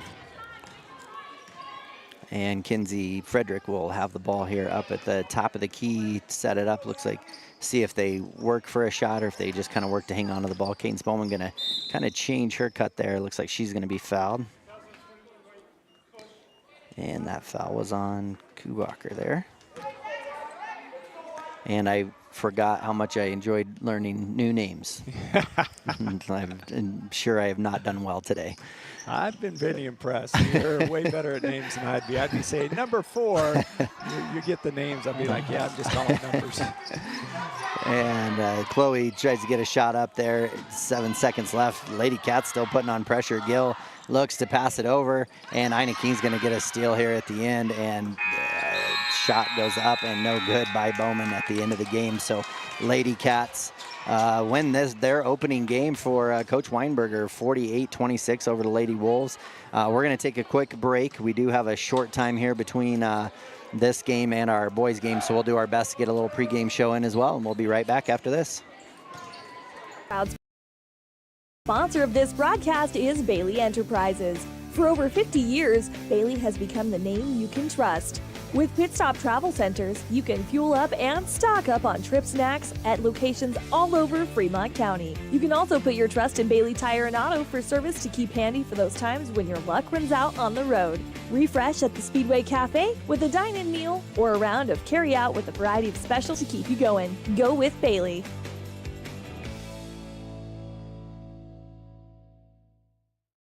I'm Travis Winger. I'm a financial advisor with Edward Jones. And we do, I pride myself on helping people with financial planning, achieving whatever goals are most important to them. The most valuable thing you have when it comes to planning for your future is time. The sooner you start and the more detailed your plan is, the better chance of success you have. First-timers are my favorite people to work with because they're hungry to learn, and coming to see me doesn't cost anything. I don't charge for appointments, I don't charge for anything. Come in, talk to me, and all you'll leave with is a little bit more knowledge than you came in with. Edward Jones financial advisor Travis Winger, 435 Arapahoe Street, Thermopolis. At Teton Therapy, our people make the difference.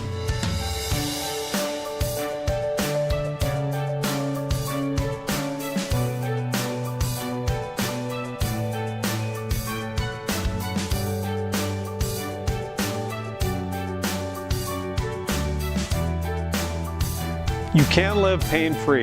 The amazing staff at Teton Therapy can help. In Lander and Riverton. Looking for a clean, comfortable room in Thermopolis? Quality Inn of Thermopolis offers great rates with your choice of king, queen, or family rooms with bunk beds. Choice Hotel members earn points while you stay. Reserve your room today. Call 307-864-5515. Amenities include free hot breakfast, pet-friendly, premium free Wi-Fi, indoor pool, truck parking, and more. Reserve your room today by calling 307-864-5515. Quality Inn of Thermopolis. Stop in to Vickland Pharmacy in Thermopolis to see what a hometown pharmacy really feels like. It's the only locally owned and operated pharmacy in town, and they are a compounding pharmacy to boot. They offer prescriptions, medical equipment, Medicare open enrollment, medication therapy management, and more. Vickland Pharmacy can save you time and money. The service you deserve from the neighbors you trust. Vickland Pharmacy, conveniently located inside Max Market in Thermopolis. Here in Wyoming, we live by the spirit of the Wild West. Now where the sun's a little brighter, where the snows that fall are a trifle whiter, where the bonds of home are a wee bit tighter, that's where the West begins. We're the bank that's with you wherever that spirit, because we're more than a bank in Wyoming. We're Wyoming in a bank. Pinnacle Bank, the way banking should be. Got this, Dad. We have the biggest and bestest selection in the area and 172-point inspections. I still remember they're almost as smart as my dad. Ask for my Uncle Joey. He's the best. Pay up. Midway when you expect the best. Good job, Kate. Yeah.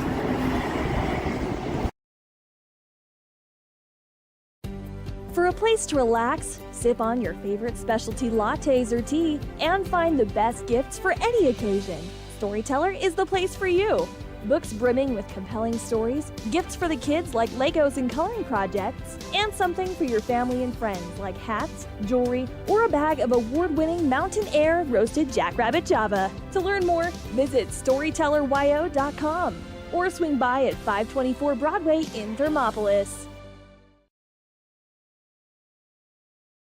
The choice is yours. Sutherland's Friends of the Family Plus Consumer Credit Card lets you choose from 5% off instantly at the register or special financing on qualifying purchases. That means no forms, no waiting, no rebates. You can choose 5% off instantly with your Sutherland's credit card. Got a big project? Choose special financing. The choice is yours with Sutherland's Friends of the Family Plus Consumer Credit Card. Subject to credit approval. Minimum monthly payment required. See store for details. Only at Sutherland's. You work hard for those you love, putting in long hours because your family's hopes and dreams are worth saving for. That's why Bighorn Federal offers multiple ways to save. Our products can help you start saving for more immediate needs and future goals today. Talk to your local branch about an interest-bearing checking or savings account, education IRA, Roth IRA, CD, or health savings account from Bighorn Federal. Member FDIC, Equal Housing Lender. A proud sponsor of this broadcast is Bailey Enterprises. For over 50 years, Bailey has become the name you can trust. With Pit Stop Travel Centers, you can fuel up and stock up on trip snacks at locations all over Fremont County. You can also put your trust in Bailey Tire and Auto for service to keep handy for those times when your luck runs out on the road. Refresh at the Speedway Cafe with a dine-in meal or a round of carry-out with a variety of specials to keep you going. Go with Bailey. All right, and we're back here for the post-game, kind of the post-game, pre-game show here that we'll try to run at the end of the Lady Bobcats game. And Travis, just a good opening game for Coach Weinberger, his first head coaching gig, and good to see that. And what did you see that you liked out of the Lady Cats? Well, Kevin, the number one thing was defense. If we were going to be doing a player of the game today, it'd be the Bobcat girls' defense. Right. The defense is what won the game. The turnover count would have been crazy if we would have been keeping that. I'll be curious to see, looking at the stat book later. But the girls' defense was just smothering. They run that full court press so well, causing multiple turnovers in the forecourt even before it gets to the half court line. So very impressed with that. The other thing I was really impressed with, Kevin, is the fact that it wasn't just one or two of the girls doing the shooting this year. Right. Every single girl on the floor, no one is afraid to take the shots. We had 3 freshman girls in there playing basketball, and all 3 of them were shooting the ball with confidence from behind the arc, down low. Everybody's cutting well. They're a lot better at passing, seeing the open player. I think Weinberger's done a really good job talking about that. And I actually had spoken with him, and some of the words that he was talking to us about before the game was, you know, he said, with this being my first year taking over the reins of the program, he couldn't have asked for a better group of girls. He said, I really love the team value, that the team values defense and has that grit that you can't coach. He says, we're a fairly young team at this year, but playing 20 games this offseason has really helped build some of their younger players, which we definitely saw in that first game. We have set our goals high this year, and I'm excited to see where it takes us. He says we've really emphasized valuing the basketball. The last couple of years, we've really struggled with turnovers, and we're running a brand new offense this year, and the girls have picked it up well. We've made a couple of adjustments on defense that'll help protect the ball and hopefully lead to some easy points, which, again, we definitely saw in this first game. Absolutely. And then since June, and as I mentioned before, they've spent a lot of time on shooting and worked on some of the form with the girls. So I think he, you know, his off-season time both on the floor and in preparation with the offense, his understanding the people and the personnel that he has, I think he did a really good job with preparation. Well, they'll have a little bit harder game tomorrow against Wheatland, so, you know, that'll be... Yeah, and I don't know much about Southeast either to see what they might have tonight as well, if it's a similar game or if it's tough too, because, you know, there's some of these 1A schools that are tough, and so we'll see what that game's like for them as well. So appreciate that, and Coach Weinberg as well, and also with the stats of the game, hosted by the Quality Inn and Suites. We're going to put the stats to bed, I think, as Kevin Simpson likes to always lead me into. And we'll start with the Lady Wolves from Moorcroft. London McCrae came away with 4 points, a bucket in each half. And then Vargas had 6, 4 in the second quarter, 2 in the fourth quarter. Let's see here. Kubacher with 4 points, all in the second half. 3 points from Liberty Cook, all from the free throw line, and going 3 for 4. And then leading the scores for the Wolves was Natalie Schreibner. She came away with 9. She scored those first 4 points early in the game to go up 4-0 over the Lady Cats, and then Lady Cats kind of took over and never really looked back after that. And on the Lady Cats side of things, we had, I mean, you can see here we had everybody but one, I believe, score for the Lady Cats, and that's exactly what you want to see. And 2 in double digits. We had J.C. Owsley leading the Lady Cats with 11, Dazzlin Hunt right behind her with 10. Chloe Owsley had 2. Maggie Landon comes away with 4, doing a lot of her damage from the charity stripe. Cam Farrell scoring 8. And again, kind of seeing her take over a little bit in the third quarter, which was good to see as well. Ina King with 2, Kinsey Frederick with 2, Hannah Hill with 2. Again, causing a lot of turnovers was Hannah in that press that led to a lot of the easy buckets. Charlie Slagle with 5, all in the first half. Cadence Bowman, sorry, she did not score, missed that one. And then Austin Slagle with a bucket going 1 of 2 from the free throw line. Really outplayed 3 of 4 quarters. In the fourth quarter, were outscored 8-1, but really, again, you know, they played really good. So Lady Cats doing a great job. You know, some kind of got into early foul trouble and then kind of played off a little bit more in the second half, and it was great to see that as well. So with that, let's transition, Trav. Again, appreciate our sponsors there and our Quality Inn hosting the stats of the game. So let's get into our pre-game show here for the boys Bobcat team. And again, Coach Corpening, you heard there at halftime, coming into, I don't need that.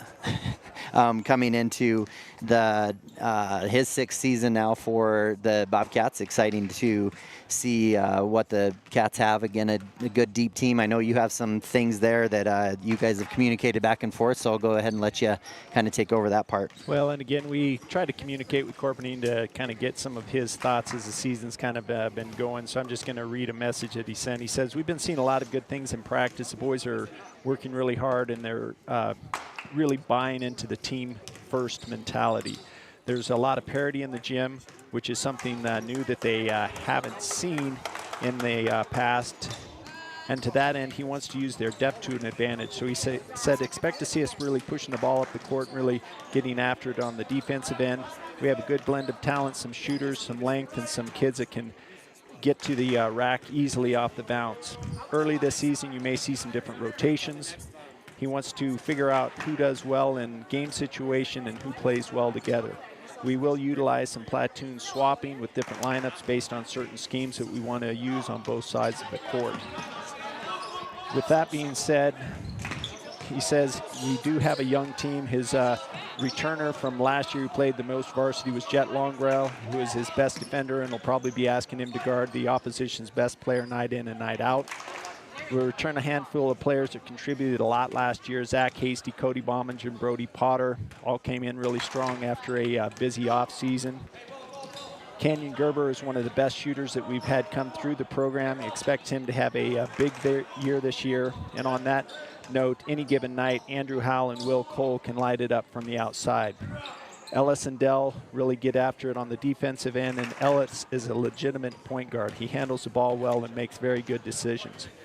He's been really impressed with Armani. He's a big physical body that doesn't quit. He finishes well around the room. So yeah, he says we're excited to see what these kids can do in game situations and see where they're really at. Yeah, and I mean that's kind of I think what we've talked about all off season and the little bit of coaching that you and I have done with these guys too. And it's not been all the players, but a majority of these varsity guys, as far as just doing some travel ball of just seeing the depth that they're going to bring out on the court and different matchups that they're going to be able to present that'll be tough, but then also able to come out and defend different matchups as well. And so that's exciting. I think it's going to be an exciting year. Now, with that being said, there are the 4 seniors this year that are playing, and that senior class just in the state of Wyoming is a tough basketball class. I mean, there's teams that are loaded at the senior level. A few teams graduated a lot, but with that being said, I mean, I think the Bobcats could kind of be that dark horse because no one really knows what to expect out of them because really besides Jet Longwell, no one played a lot of varsity time. So they could come out and really be that transition difference for them. And so with a minute and a half here before the start of the game, I'm going to take a quick break from a word from our sponsors and we'll be right back with the starting lineups.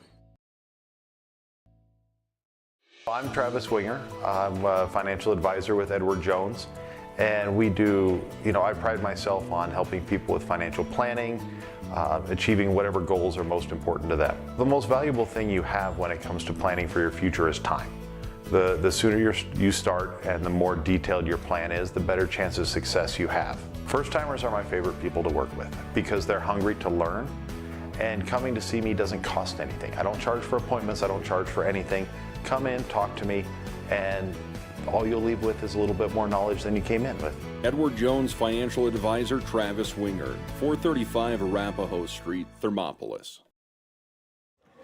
All right, and we're back here, and for our starting lineups, the Sutherland starting lineups, it looks like he's going to go with senior number 0, Jet Longwell, senior number 2, Canyon Gerber, sophomore number 5, Ellis Weber, sophomore number 12, Armani Dukes, and junior number 23, Brody Potter. And I don't think that's right either. Because I see, looks like you got everybody instead of but Armani. Yeah, instead of Armani, it'll be Andrew Howell that'll be out there. So senior Andrew Howell will be out there for Bobcats. And for let's see, for the Wolves. And my daughter did a great job as far as filling out my scorebook for me, but she had a hard time reading some of the answers. So number 10, number 11, number 13, number 15, and number 32 will be starters for them. So we'll get into, again, thanks for Sutherland for the starting lineups of the game. And Bobcat Basketball is just about underway. Brody Potter, big leaper, didn't even get challenged there by Theo. And Ellis Weber with it, pass it over to Jet. Nice pass from Jet to Potter, and Potter finishes, who we've seen growth out of that kid like crazy. He's been an impressive force on the floor and off the floor, really a big team leader, really positive and buying into a lot of the culture change work that the coaches are doing. Absolutely, as the first possession for the Wolves goes up and is short, and Andrew Howe gets it, passes up to Gerber. Gerber will get it into Ellis's hands, over to Andrew Howe, who can shoot it from deep. We've seen that. Ellis is going to drive to the hole. Good fake good up, keep. no good. Jet Longwell with the rebound, and he goes up and it gets fouled. Good offensive board there by Jet Longwell. Jet always just has a nose for the ball, knows where the ball's going to be coming off that weak side, and does a great job getting it going up strong. He does, and that foul will go on Knowles.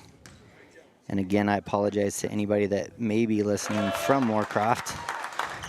If I butcher any names, I do apologize. The first one is up and is good.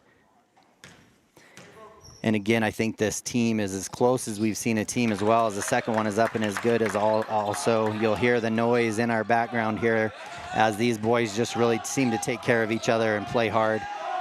4-0 for early lead for the Bobcats here. Good defense by Brody Potter, keeping his feet. As we know, he's a leaper. A kid can jump, but man, when he plays defense on his feet, he does such a good job. Steal there by Gerber. Well, kinda. He was a benefactor of it. Oh, good move there by Brody, but lost the handles on it. Kanan Gerber gets it deep shot up, and it'll bounce off the back of the rim, go over and out. Good shot. Well, it was a good-looking shot. It was a little deep. It was a little deep, but it was in line. It was just a little bit long. That's right. Brody Potter, fun one to watch because he's always kind of on the hunt for that breakaway. He wants to do the pick dunk is what he wants. No pick sixes in basketball, but he wants to pick and dunk. Yeah, and I tell you what, we're going to see some highlights, I have a feeling, this year from that young man for that exact reason. Almost good steal there by Potter. Oh, over and back there. Oh, that was over and back. Yeah, but he whistle. Yeah, he shook his head and said no, and I'm not sure why that was, but ball up, shot is up, deep three up, no good, and looks like Canyon had a box out. I think it's over the back. No, they're going to call that on Canyon. So trying to reach around. Yeah. So first team foul there by the Bobcats. Ball pass to the corner. Drive in, shot is up, no good, hard off the glass. Canyon comes down with the bounces off his hands. Him and Andrew both going for it. Good defense by Jet. Up and good. It felt like Jet had good defense there, but shot is up and good. About as straight up as he could be. I just didn't see whether his feet were set prior to contact. I think his feet might have not quite been there prior to the contact. Right. Score is now 4-2 with 6:13 left in the first quarter. Second team foul by, shot is up and is no good there by Knowles. Pass from Andrew to Canyon. Canyon going to drive with his left hand, pass back out to Brody Potter, who can shoot from the outside as well. Pass it back to Canyon. Canyon up to the top to Andrew. Andrew to Ellis. Ellis drives in with the left hand, kick out to Potter. Potter's going to shoot it and knocks it down. Good shot there by Brody Potter. Potter's got 5 of the first 7 points of the game. That's right. And a good find for Ellis as well. Yeah. Good kick out. Yep. Tough defense here too. I know that's a big emphasis by the coaching staff. Looks like we're going to have a line change here as 5 new starters come in, and again, that's a thing. Again, what he's looking for is like what lineups, are going to chemistry. Yep. And so who plays well together, who sees, who assists other people, who help in the defense. So I think it's a great opportunity this weekend to take a look at that. Right, and 2.5 minutes into it, Bobcats win that little group. 7-2. Good defense by Zach Hasty as he comes in. That's the other thing with depth. pretty hard to get tired when you have as much depth, because you can just bring in new group and fresh legs and in everything. That first group, they were busting it on defense. They were talking, everybody was moving, nobody got beat on defense. So again, he's really preaching that defensive end as well. Well, and when you know, like, hey, you got 2.5, 3 minutes, and I want you to go all out. Good steal there by Zach Casey. Turnover by the Wolves. Zach Casey brings it up the right-hand side. Pass across to Del Dukes. Del, jab step, good spin move. Pass over to Cody Bomagen. He's going to step back. 3, and deep 3 by Bomagen. Let's hear it for the big men, right? Our 6'4" three-point shooters here. That's awesome to see. 2 for 2 right now. That's right. That's right. So Bobcats, this team comes out and does a full court press, but Moorcroft is able to break it with a good pass down low. And looks like they're going to get a push in the back there late, maybe by Monty. So the ref calls it from a third of the way up the court, and they have a ref 2 feet away. I always struggle with that one, Kevin. Yeah, and they called that one on Will Cole. So his first, so it might have been it wasn't underneath the hoop, so they must have been something away from it. I was watching the basket, and that's why I struggled with that one. Yeah, and that's the third team foul on current score is 10-2. Thermopolis lead with 4:56 in the first quarter. Right, and a quick timeout, but we'll stay right here and stay with it. So again, Bobcats coming out with that pressure, and like you said, this second group, they're going to see what they can do with full court press. Just under 5 minutes left. They up by 8 points, up 10-2. Again, those big threes coming, one from Bomagen and one from Potter. Good to see them knocking some shots down. And again, we saw that a lot this summer and this fall, with them being able to shoot from the outside. So, man, you just have threats like all over the place. And again, we'll see how it transitions, as the season goes on. But man, if they can bring out knowing, hey, I got to go all out for 2.5, 3 minutes and give everything I got and win those 2.5, 3 minutes, that's big. So, so we'll see what happened here. I hope I didn't do that. Your one scoreboard is off over here. I don't. Oh, it has, okay. Okay, all right. So we got just under 5 minutes left here in the first quarter, 10-2, as looks like Dury's ready to shoot 2 free throws. First one is up and no good. And again, I apologize. Names are just going to be a little bit harder to say this time, so I might be throwing numbers out there this time. Just again, I'm not going to judge it, Kevin, because if I was calling it, it would be a number game. Well, Bella did a good job of writing them down, but she was having a hard time reading the names as well. So Cody Bomagen with a good rebound as the second free throw is missed as well. Will Cole from the corner, shot is up. And Armani, good rebound by Armani Dukes. Great good rebound. Position Armani there. Goes up with the body on him and is able to finish hard. And good again. They're able to. Nice hustle. Yeah, able to break the press, but again, the defense there by Del Dukes and Zach Hasty, tough in there. Coach hoping for a foul call on there on the arm, but jump ball anyways. Ball does stay with Moorcroft. They're going to stay in man. Armani Dukes out here on 32, over to 11. 11 pulls up to the top of the key and gets it in, resets up the top of the key here for Moorcroft. Down into the corner to 15 and then back up to the top of the key. Just passing the ball around, kind of getting a good defense there. Oh, I think they're going to call that on Zach Hasty with hands on there, but Del Dukes came over to try to draw a charge. It looked like a good charge, but I think Zach just kind of beat him to the punch, slapping on the hand before he got down there. So 4 team fouls here early. So again, the next one will be free throws for Moorcroft, so we're going to have to be careful about that. Good defense there by Monty as he gets a steal and a breakaway. Goes hard at the rim and gets an and one. Oh, they're going to call it on the ground. Called it on the ground about 10 feet away from the basket.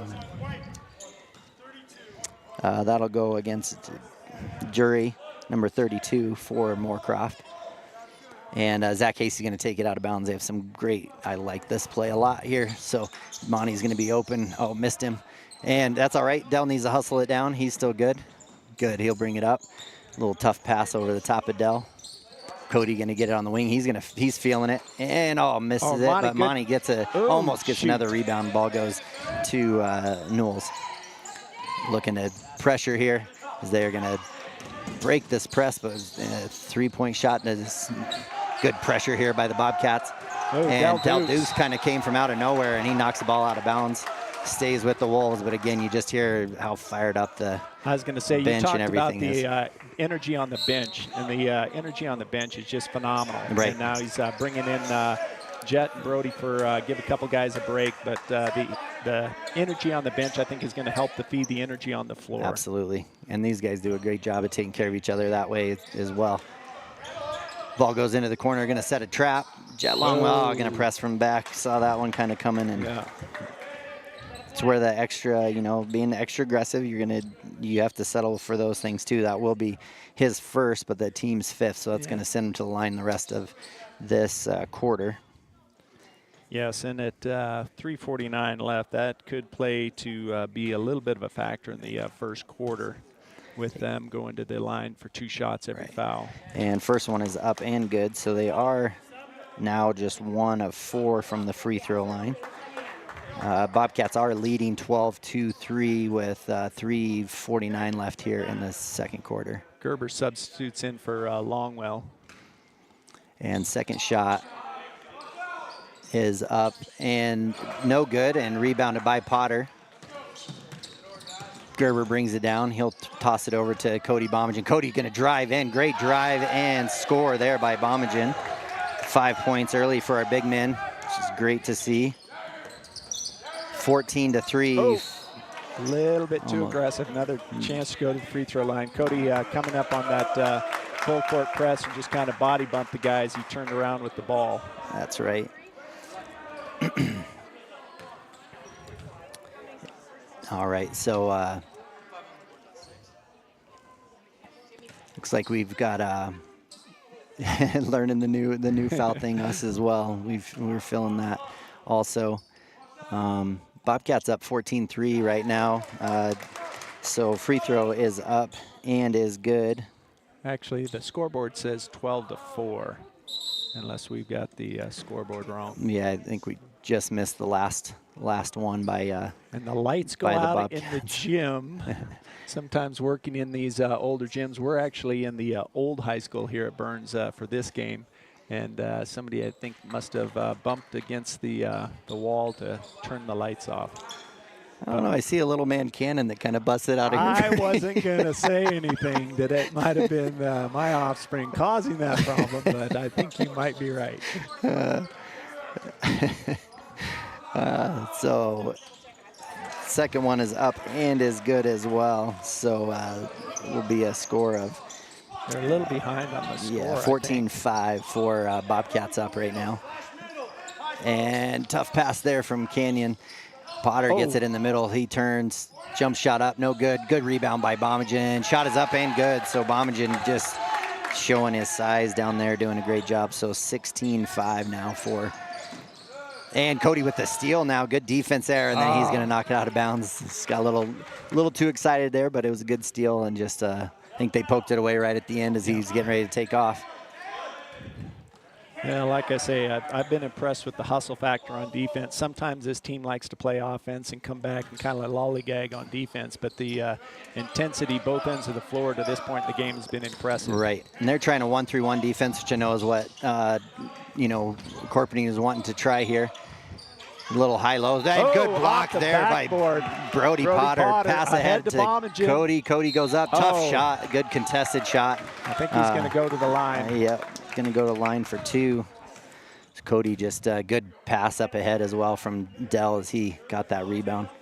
Yeah, Brody Potter, though, the shot went up. He takes the ball off the glass. Dell picks it up. Full court pass. That was a nice piece for Brody's highlight reel, starting early in the season. That's right. 3 team fouls there on them. Was that first one good? I didn't see that. Yes, it was. It was, okay. Second one is up and is good up as and well. is good, so that gets the Bobcats to 18. And still running that 1-3-1, so it'll be good to see. And travel there by the Wolves, so good pressure there. Those corners, kind of what you want to do in an offense against 1-3-1 is get it out of the corners. Yeah, and right now away from the zone of death. Yeah, Bobcats doing a good job of forcing the ball into those positions, though. Gerber bringing it up for the Bobcats. Pass over to Del Dukes. they're running a little bit of a zone of their own here. Tough high pass over Zach Casey, able to handle it. Oh, man, Brody's high wide post. open. And Cody Bomagen finishes again. Great quarter here for Cody. Del Dukes, though, had the great assist. Oh, Brody Potter with the steal. Brody going to get it. He's going to pass it up ahead and double dribble. Got a little excited. Yeah. Saw the open man and just wanted one more dribble and got both hands on it before he brought it back up. That's right. Monty Dukes will come in for Dell. Bobcats up 19-4 or 20-4. I think it's 5. I think they might have 5 as well, but we'll see. Zach Casey up at the top of this 1-3-1, kind of forced tough pass. Good defense as he gets. Oh, and then a swat at the ball. Swings at it. And I don't know what the, it must have been just off of Moorcroft out of bounds. I wasn't sure what the final call would be there. Just really lucky there that the hand didn't hit anybody either in that Mike Tyson punch-out swing there. Yeah, it was definitely had some momentum. Right. Nice. Good pass from Zach. A little late on the pass. Good assist. pass. And Brody Potter across the key. Finishing. Big man just back and forth doing some work here. Just a great play so far by the Bobcats. Going to call a foul there. Brody Potter, I think, with the body block. Yeah. So that'll be his first foul. So really, I mean, a number of fouls on the Bobcats. Thankfully, so far, everybody's spread it out and has helped out each other and only each have 1. But well, and the other thing, Kevin, Cremney sakes, it's 6 minutes gone in the corner. They already have 21 points. If we can kind of keep this scoring up moving forward, because looking at the stats from last year, the teams that were winning state and playing in the tournament were averaging 60 points a game. Right. So, you know, and depending on your opponents, that may change a bit, but it's a good start for the season. Right. And that's free throw was up and was good. Second one up and good again with 5 team fouls in the quarter. They'll shoot 2, no more one-on-one. And passes up to Zach Casey. Zach looking for a shot here. Good. All Bobcats around the ball there. Gerber gets it to Cody Bomagen. Cody going to drive in. Why not? He's feeling it. Oh, gets it stripped away right at the end. But it's all right. It was a good drive. I don't blame him. He's feeling the hot hand. I thought he was going to dump it off to Brody again, but shot is up, and he's going to get fouled at the end there. Let's see who we get this. Looks like Zach came across and just kind of bumped him with his leg, I think. And that'll be his second foul. And that'll send 15 to the line here for 2. So again, really scoring for, they only have 1 bucket, and then the other 5 points for them have come from the free throw line. First one is up and no good. So Andrew will come in for his brother Zach.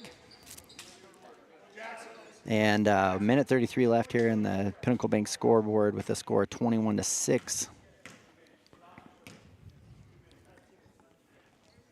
And second one is up and no good. Monty Dukes goes in and hustle play there, and he's going to go out of bounds. So that'll stay with the Wolves. He just barely touched it. I think the sideline with his elbow or his hand, trying to get the ball as he dove for the ball. That's another big emphasis. Coaches like the 50-50 balls. I want bodies on the floor. And we just saw one of the big guys getting on the floor, which in the past we have not seen. So I think some of his, again, that culture change effort is showing signs of working. And Will Cole and Ellis Weber are going to come in, a travel call there on the Wolves.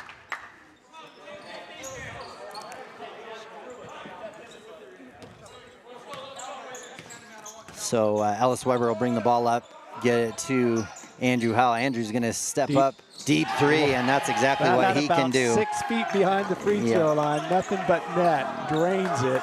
That kid can shoot the ball for sure. If he gets on fire, just give him the ball. That's right, that's right.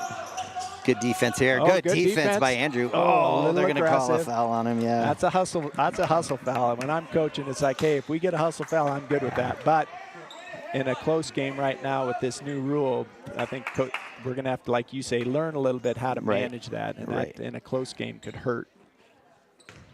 Yeah, that's a number of fouls. Again, nobody really in foul trouble. Zach, the only one picking up his second one. Free throws are up and no good. And that's, I mean, kind of saving the Bobcats is that they're right now, they're only 5 of 12 or 14 here. And second one is up and is good. So only one actual bucket for the Wolves. Ooh, good pass from Ellis Weber. A little too long, but Monty Dukes right there on the weak side. Gets up, good strong. move and nice. good shot Monty there. Dukes goes Man, up strong. that was great Does move a here. spin move and then up to the basket for 2. It was a great play by Monty. Good rebound and then just go up and finish. I know he's been wanting to work on that a lot of finishing around the rim. Good steal by Monty takes the Dukes. ball. And then he's going to bring it up. Lowe looks at the 3. Good pass into the inside. Cody Bomagen. Cody gets his own rebound. Shot is up. Ooh, No good. Ellis Ellis gets Weber. it to the tip. Up no good as well. And the Wolves come away with it. Andrew Howe going to pick him up full court.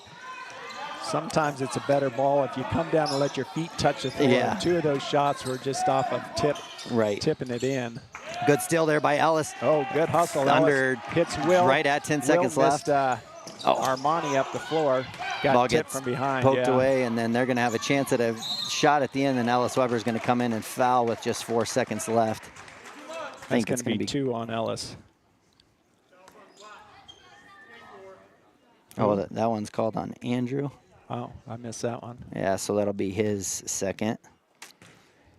And that will send 11 to the line here. Misses his first. First one is up and no good. 4 seconds left. Del Duke's going to come in. Coach is just subbing in for foul protection now. He's not only the deep threat in football, but apparently he's got the best shot at long, long shot in the half-court game too. Second shot is up and is good. 4 seconds left. Bobcats bringing the ball down. Pass up to Del Dukes. Del Dukes. Deep, short. Oh, up and no good.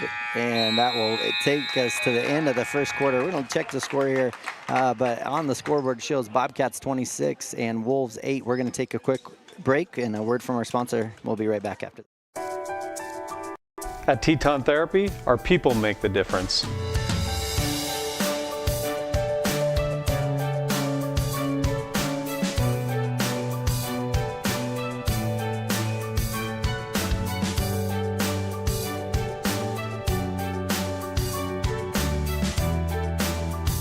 You can live pain-free.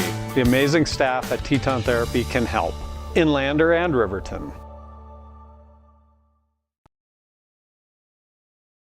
Looking for a clean, comfortable room in Thermopolis? Quality Inn of Thermopolis offers great rates with your choice of king, queen, or family rooms with bunk beds. Choice Hotel members earn points while you stay. Reserve your room today. Call 307-864-5515. Amenities include free hot breakfast, pet-friendly, premium free Wi-Fi, indoor pool, truck parking, and more. Reserve your room today by calling 307-864-5515. Quality Inn of Thermopolis. All right, and we're back here at into the first quarter, and yeah, into the first quarter, Bobcats have a great game, scoring 26. Okay, so I had 1 extra point in there, so it's 9-26. It's probably Cody's first free throw. Might be, yeah. So I'll tell you what, Kevin, as the Bobcats come on to the start of the second quarter, defense has just been impressive.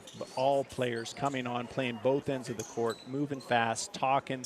The energy is impressive. If the Bobcats can keep up this style of play moving forward, it'll be a fun season to watch. Absolutely. Currently, it's easy to keep your energy up when you're winning.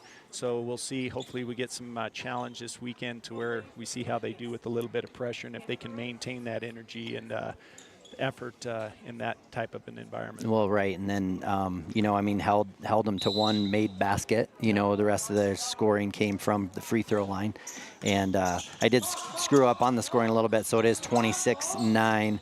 I had an extra point in there somewhere. Maybe they counted one of those threes as just a 2. Also, I'm not real sure. Pass from Potter down to Monty. Goes right. Del Dukes gets his hands in there, almost gets a steal. Good defense by Will Cole as well.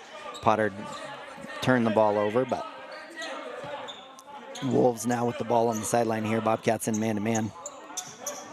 Looking to pass it inbounds. And, oh, I'm not sure what determines an over and back, but I'm pretty sure if you catch it on one side and even barely touch the thing. But my understanding, you can't cross that line once you contact on the other side. Right. And he shook his head both times. Yeah, and I'm not sure what I didn't the see a difference rule is there. change there. No. And 3 is up and is good there Number 11. by number 11 as he knocks it down. So will get us to 12 for the Wolves. 26-12. Will Cole, kind of a force-in drive there, but he's going to pick up the foul. He's going to go to the line and shoot. And that foul will go against number 11. That'll be his second. First team foul in this quarter. And Will Cole will go to the line for his first 2 free throws.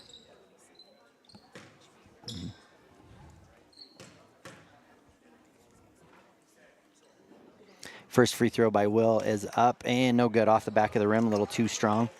So I think we did get corrected here, so we're at 27-12 now. So, Kevin, we're getting a note that's saying our video feed's a little blurry. Any advice there? I think it's just the camera feed and maybe our metal building that we're in. The read's going to be a little fuzzy. For those of you guys who are watching, we'll continue to try to make the calls as good as we can, knowing that there's not much because on my little screen here, the picture looks good. All right, and second one is up and is good for Bobcats here as they go 27-12. Gerber set to check in. 7 minutes left here in the second quarter. Bobcats playing tough man-to-man defense. Good step over by Del Dukes as he tries to get a jump ball. Monty Dukes, good defense. On the ground. Great work. Will Cole comes away with it after the turnover here. Pass up to Ellis Weber. Ellis Weber, good head fake. Shot goes up, no good. Del Dukes with the rebound. Put back is up and good. Del Dukes with the bucket. 6:33 left here, and Ellis Weber, tough defense. Bobcats up 29-12 on the scoreboard here. Good defense. Bobcats just flying all around. Good help defense as well. No one's cutting across the lane without somebody being there, and then a travel as they picked up pivot feet. When you're hustling, working hard on defense, some of those turnovers happen just because the guys are a little bit flustered. Right. That's right. Just that extra. I mean, we've kind of been the recipients of it in the past, you know, where that extra pressure. So it's kind of nice to be the ones maybe applying it a little bit. I was going to say dishing it out. Applying it's probably a nicer way of saying it. Pass over to Ellis Weber. Ellis Weber come up, pick up the ball, gets it to Potter. Good at great down low assist pass. by Brody Potter to Armani down low, up and in for 2. Great play there. Potter looking at, he knows he likes it when he's down low, so passes it down into Armani. Big man just playing great. Potter gets his hands on it. Del Dukes gets it past, tries to throw it over. Forgot he was the receiver and not the quarterback. Yeah, he was trying to mimic Armani, his brother, his quarterback, going full court pass. A little bit hot for Ellis on the receiving end. And Cody Bomagen checks in for Del Dukes as Del applied a lot of pressure there. Good defense in that. Last turnover, Potter got his hand on it, knocked it up. Del just happened to come down with it. Wolves bringing the ball up. Good pressure there by Ellis as Ellis showed that he was going to try to steal it. Again, just some extra pressure, and all of that pays off. And Ellis is going to get rewarded with his hard work there. That's right. He worked hard, caused the turnover. Armani got the ball, feeds it up court to Ellis for an easy layup. And I think Brody was wanting highlight number 1 because he was coming from behind looking for that pass off the glass. In case it didn't go down. It was going to go down. 2 points for number 10. Brody Potter deep. gets it. Shot is up, is no good, and then going to call a foul here. I don't know if that might was have been Armani. Yeah, Armani. Oh, it was on Armani. No, 12. Yeah, Armani. So Dukes. that's his first, team's first in this quarter as well. As Zach Hasty comes in for Ellis Weber. Good hustle there by Ellis as well. 5:16 left, 33-14. One of the nice things is with the guard play that we have, we don't have one guard that you have to have on the floor all the time. We got multiple players that can dribble the ball well. Monty comes away with a steal. Cody gonna fake, he's gonna spin move up and in and out. Monty with another offensive board, just working hard on the glass. Passes to Potter. Potter not able to get it in. Size matters. Brody Potter gets it. He's gonna drive in again. Oh my goodness! And he dunks it through the middle of the lane. Oh my goodness. There it was. He's been waiting for it and through the middle of the lane. And one. And one as well. So he'll have a chance for the old-style three-point play on a dunk over 2 players. Goodness. He got the, there was a fight for the rebound. He fought, got the rebound up around the three-point line, turned around with a look of determination, drives right down the middle, no stopping, and just rams it home. Oh, my goodness. Great look by Brody Potter. And right through the middle of traffic. That's when you want to see a guy dunk it, is through some traffic.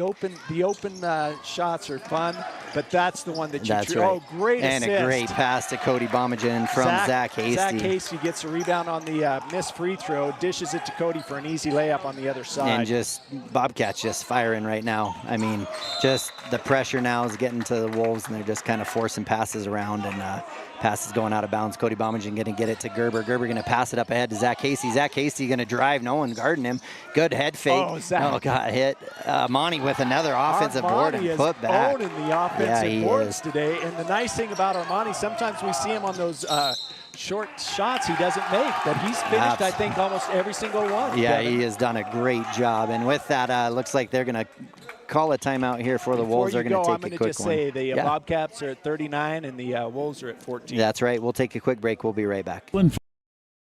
Pharmacy in Thermopolis to see what a hometown pharmacy really feels like. It's the only locally owned and operated pharmacy in town, and they are a compounding pharmacy to boot. They offer prescriptions, medical equipment, Medicare open enrollment, medication therapy management, and more. Vickland Pharmacy can save you time and money. The service you deserve from the neighbors you trust. Vickland Pharmacy, conveniently located inside Max Market in Thermopolis. Here in Wyoming, we live by the spirit of... I'm going to interrupt that one a little quick. I was a little slow on the button there, but Bobcats here after the timeout with a little more than half left in this second quarter. Bobcats up 39-14 over the top of Moorcroft Wolves. So it looks like Bobcats are going to go into a 2-3 zone here now. Going to pass the ball around to get it into the inside, but again, tough defense. Going to get a hands, might be on Gerber. No, they're going to call that on Potter. I don't know what he did. I'm not sure either. I think he reached his hands in instead of maybe standing up high. Because body-wise, he didn't bump him like he sometimes does. And both teams at 2 team fouls. Gerber gets the steal. Kind of he's going to number 15. Pass to Potter. Potter not quite ready for it. I was gonna but he's going to end up with it anyways. Potter's shot up, no good. Monty Dukes with another offensive board, no good there. Zach Hasty chasing it. Brody Potter going to get a reset here. Over the offensive boards. I've never pass out to Gerber. Basketball like this. Shots up, no good. Brody Potter up. Zach Hasty gets it again, tries to save it to Gerber, throws it into. Rebound, it was interception by the Wolves. Yeah, you can't be upset about that. They got 5 chances at it, I think, 4 offensive boards. So good play there by Bobcats, and they're going to call another board. Looked like good defense there, but. I'll tell you, Kevin, I have not seen the Bobcats crashing the offensive boards like they have been this quarter. It's an impressive thing, and I know Coach has really been trying to emphasize some of those that rebounding component in regards to the wins, you know. Yeah, absolutely. And Armani does pick up his second foul. That's a 3rd team foul in this quarter. That'll send 13 to the line for 2, and he makes the first. And then looks like Jet's going to come in for Monty, and Andrew will come in for Brody Potter.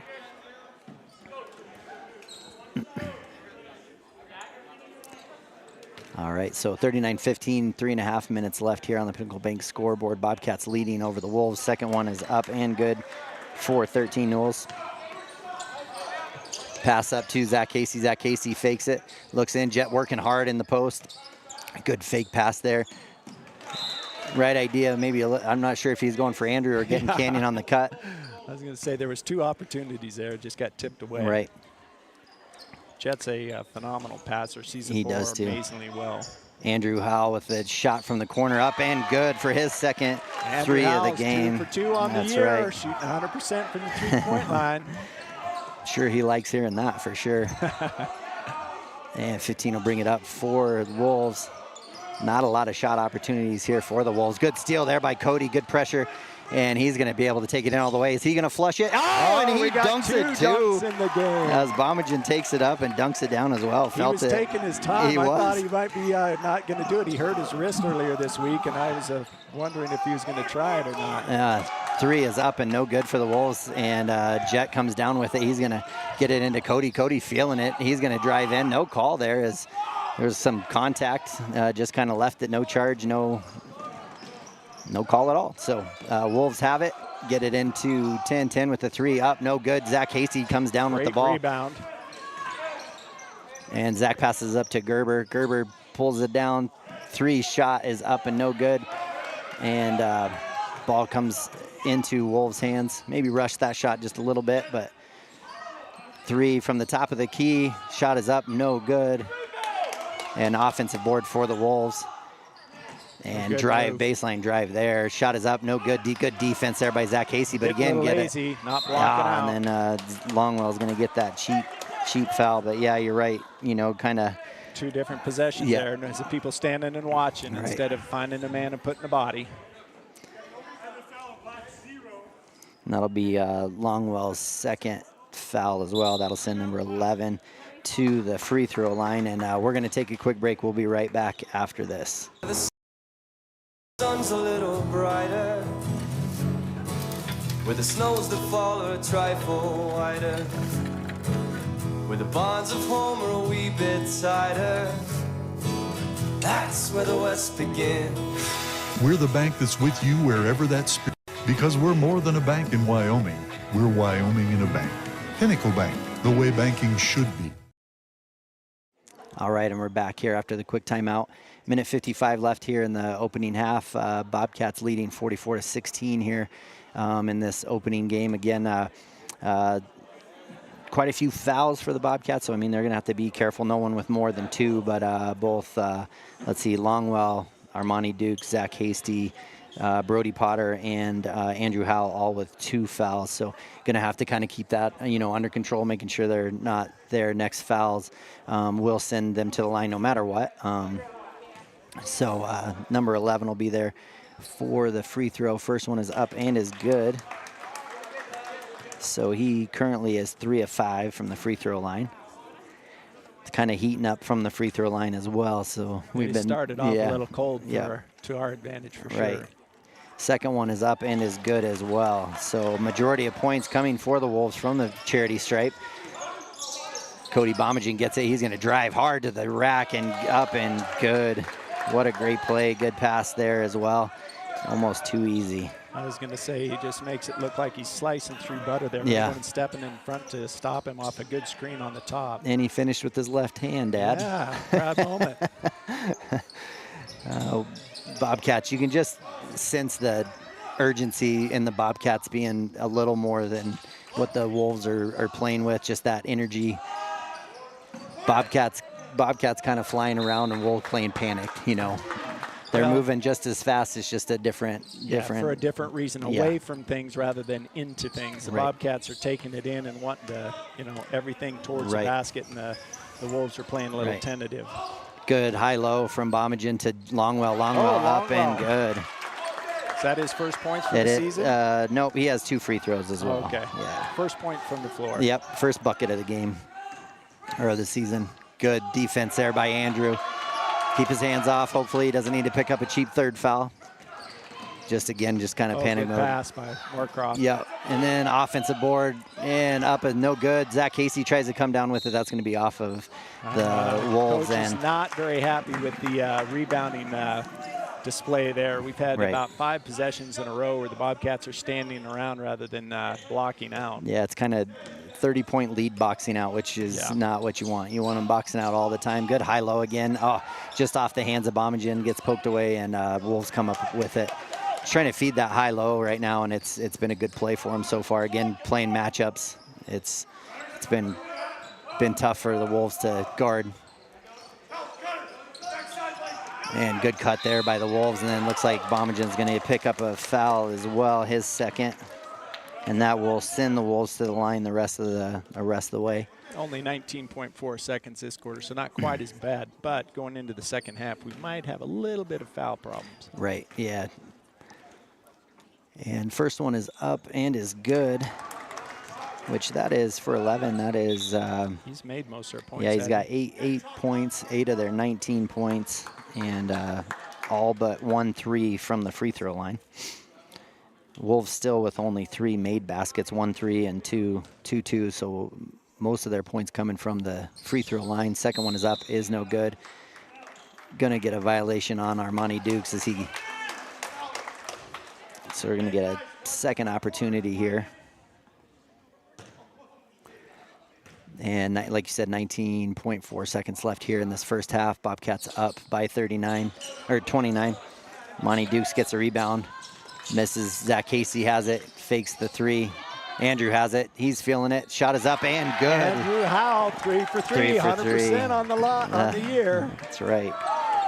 51 points in the first half, Travis, by Bobcats, and they knocked down a three at the buzzer as well for 13. So the Bobcats finished the quarter 51-22. Overall, a nice starting half for the Bobcats. Kevin, what do you think? Well, I've seen a lot of Bobcat basketball where 51 points hasn't gone up for 4 quarters. So to have that up in a first half is pretty exciting, because that means, and they played team ball. I mean, when we come back and we start reading stats, it's not just going to be one guy.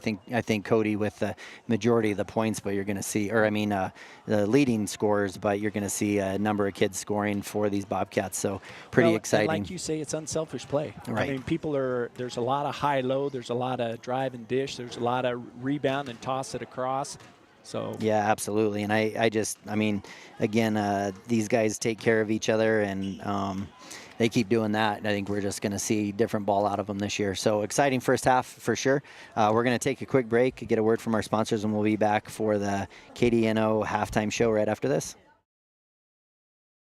Got this, Dad. We have the biggest and bestest selection in the area.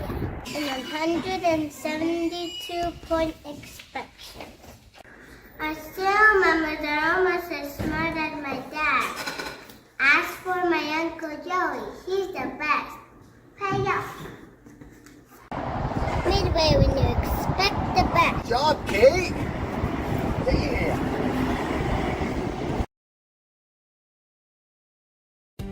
For a place to relax, sip on your favorite specialty lattes or tea, and find the best gifts for any occasion, Storyteller is the place for you.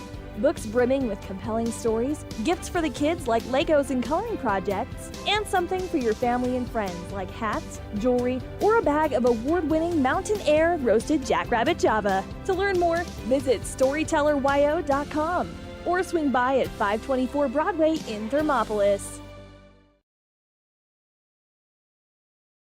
The choice is yours. Sutherland's Friends of the Family Plus Consumer Credit Card lets you choose from 5% off instantly at the register or special financing on qualifying purchases. That means no forms, no waiting, no rebates. You can choose 5% off instantly with your Sutherland's credit card. Got a big project? Choose special financing. The choice is yours with Sutherland's Friends of the Family Plus Consumer Credit Card. Subject to credit approval. Minimum monthly payment required. See store for details. Only at Sutherland's. You work hard for those you love, putting in long hours because your family's hopes and dreams are worth saving for. That's why Bighorn Federal offers multiple ways to save. Our products can help you start saving for more immediate needs and future goals today. Talk to your local branch about an interest-bearing checking or savings account, education IRA, Roth IRA, CD, or health savings account from Bighorn Federal. Member FDIC, Equal Housing Lender. A proud sponsor of this broadcast is Bailey Enterprises. For over 50 years, Bailey has become the name you can trust. With Pit Stop Travel Centers, you can fuel up and stock up on trip snacks at locations all over Fremont County. You can also put your trust in Bailey Tire and Auto for service to keep handy for those times when your luck runs out on the road. Refresh at the Speedway Cafe with a dine-in meal or a round of carry-out with a variety of specials to keep you going. Go with Bailey.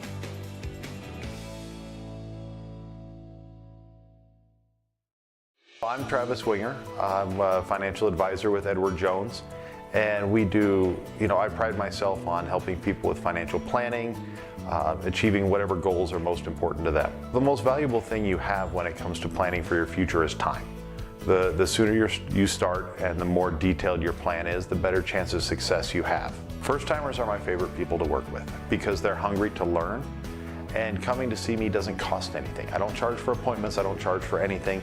Come in, talk to me, and all you'll leave with is a little bit more knowledge than you came in with. Edward Jones financial advisor Travis Winger, 435 Arapahoe Street, Thermopolis. All right, and we're here for the KDNO halftime show, and here in a second we're going to have a little interview here with Lady Cats head coach Tyler Weinberger as he gets a win for his first game of this young season, and exciting to see them play as well. And so we'll get to that here in just a second. And first half for the Bobcats really good. 8 scores for the Bobcats. Longwell with 4. Bomagen having a great first half, having 16 points. Weber with 2. Will Cole going 1 of 2 from the free throw line with 1. Del Dukes with 2. Armani Dukes with all those offensive boards with 8. Potter with 9 with that just massive dunk. And then Andrew Howe going 3 of 3 from the free throw or 3-point line for 9 points as well. Bobcats with 51 points. And then for the Wolves, they have 3 in the scorebooks. Number 13 had 8 points, 3 and then a 3 for 3 from the free throw line with another bucket there. And then from the free throw line, number 11 scoring most of his points, scoring 8. And then number 10 with 6 points. And again, I apologize anybody from Moorcroft may be listening that I'm not able to get the names quite right there on those as well. But with that, Bobcats leading 51-22, and we're here with head coach Tyler Weinberger. And man, congratulations! Young season, first game, first win. That's got to feel good to get that under your belt. Oh yeah, it's been really good. I thought our team had a lot of poise coming out in our first game, especially with some of our younger classmen, our freshmen, sophomores. I thought that they handled just the speed of the first game really well. Absolutely. Our defense has been really strong. We came out and had a lot of cheap fouls at the beginning. Sure. Just learning the new rule with the 5 fouls. We're going to have to kind of figure that out as a team. But I thought our offense started to click pretty well towards the end. I was really proud of Dean King and Kenzie Frederick and Chloe Ousley coming into the game as freshmen. Absolutely. First game. I haven't had a JV game under their belt yet this year, so kind of threw them right into the Wolves, and I thought that they handled it really well. Yeah, I see what you did there. Threw him to the Wolves. No, it was great. And I mean, when you're looking, I'm sure you looked a little bit at the scorebook. I mean, everybody that stepped foot on the court almost scored for you in some facet. And even if they didn't score, they were doing something. They were getting boards or getting turnovers or doing something that was great for your team. So it's not just the scorebook last year was a little bit easier to fill out sometimes because it was maybe 1 or 2 players, maybe 3.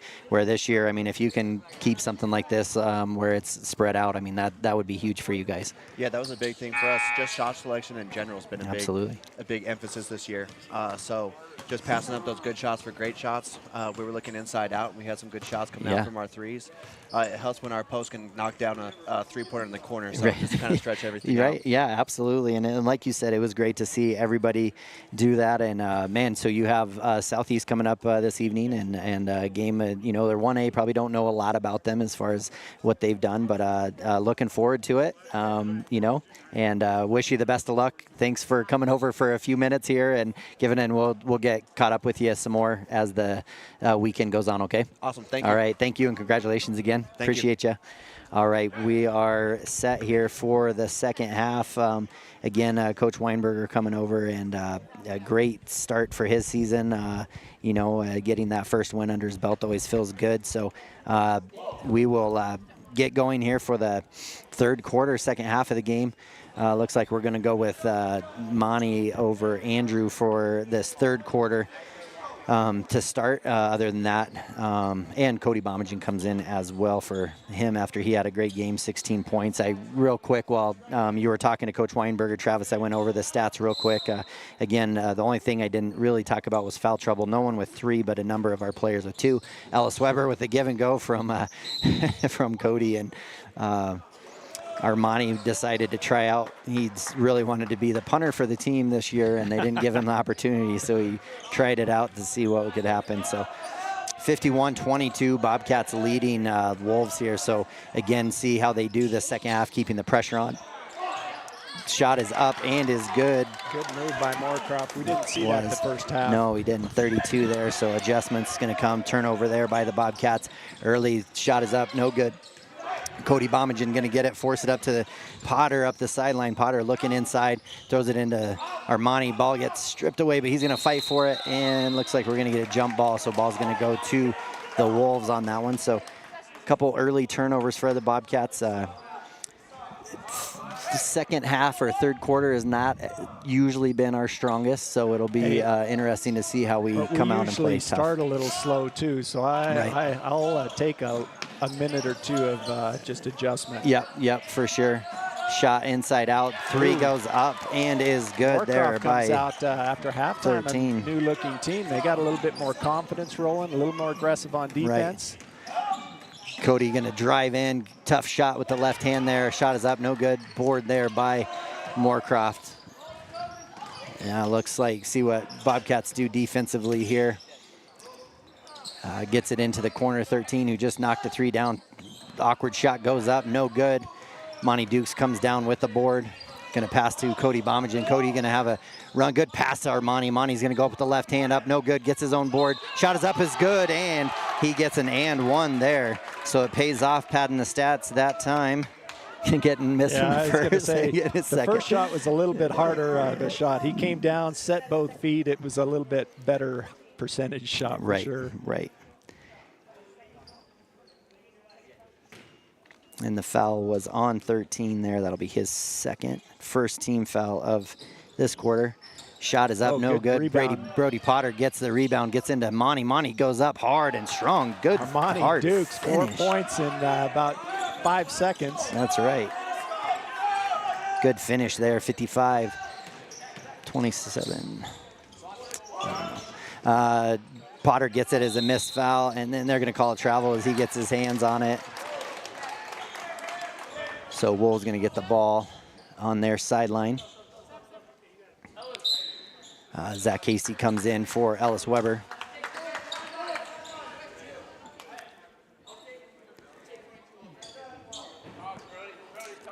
All right, so let's see here. Sideline going to pass it up to the top.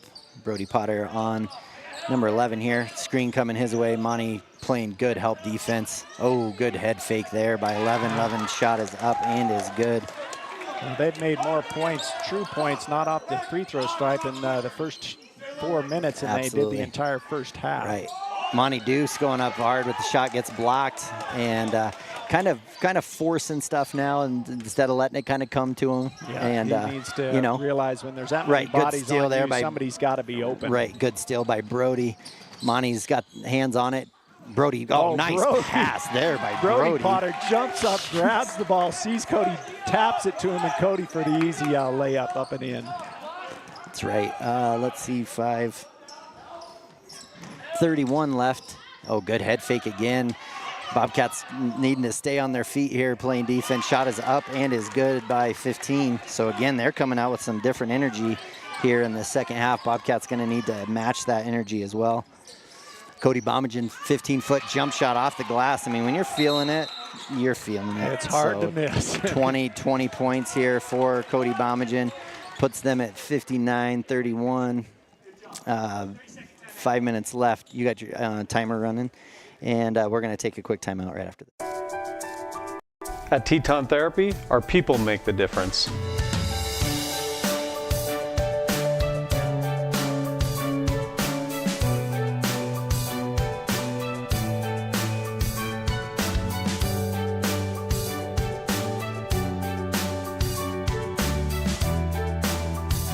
You can live pain-free. The amazing staff at Teton Therapy can help. In Lander and Riverton. All right, and we're back after the timeout. Bobcats leading 59-31. 4:50 left here in the third quarter.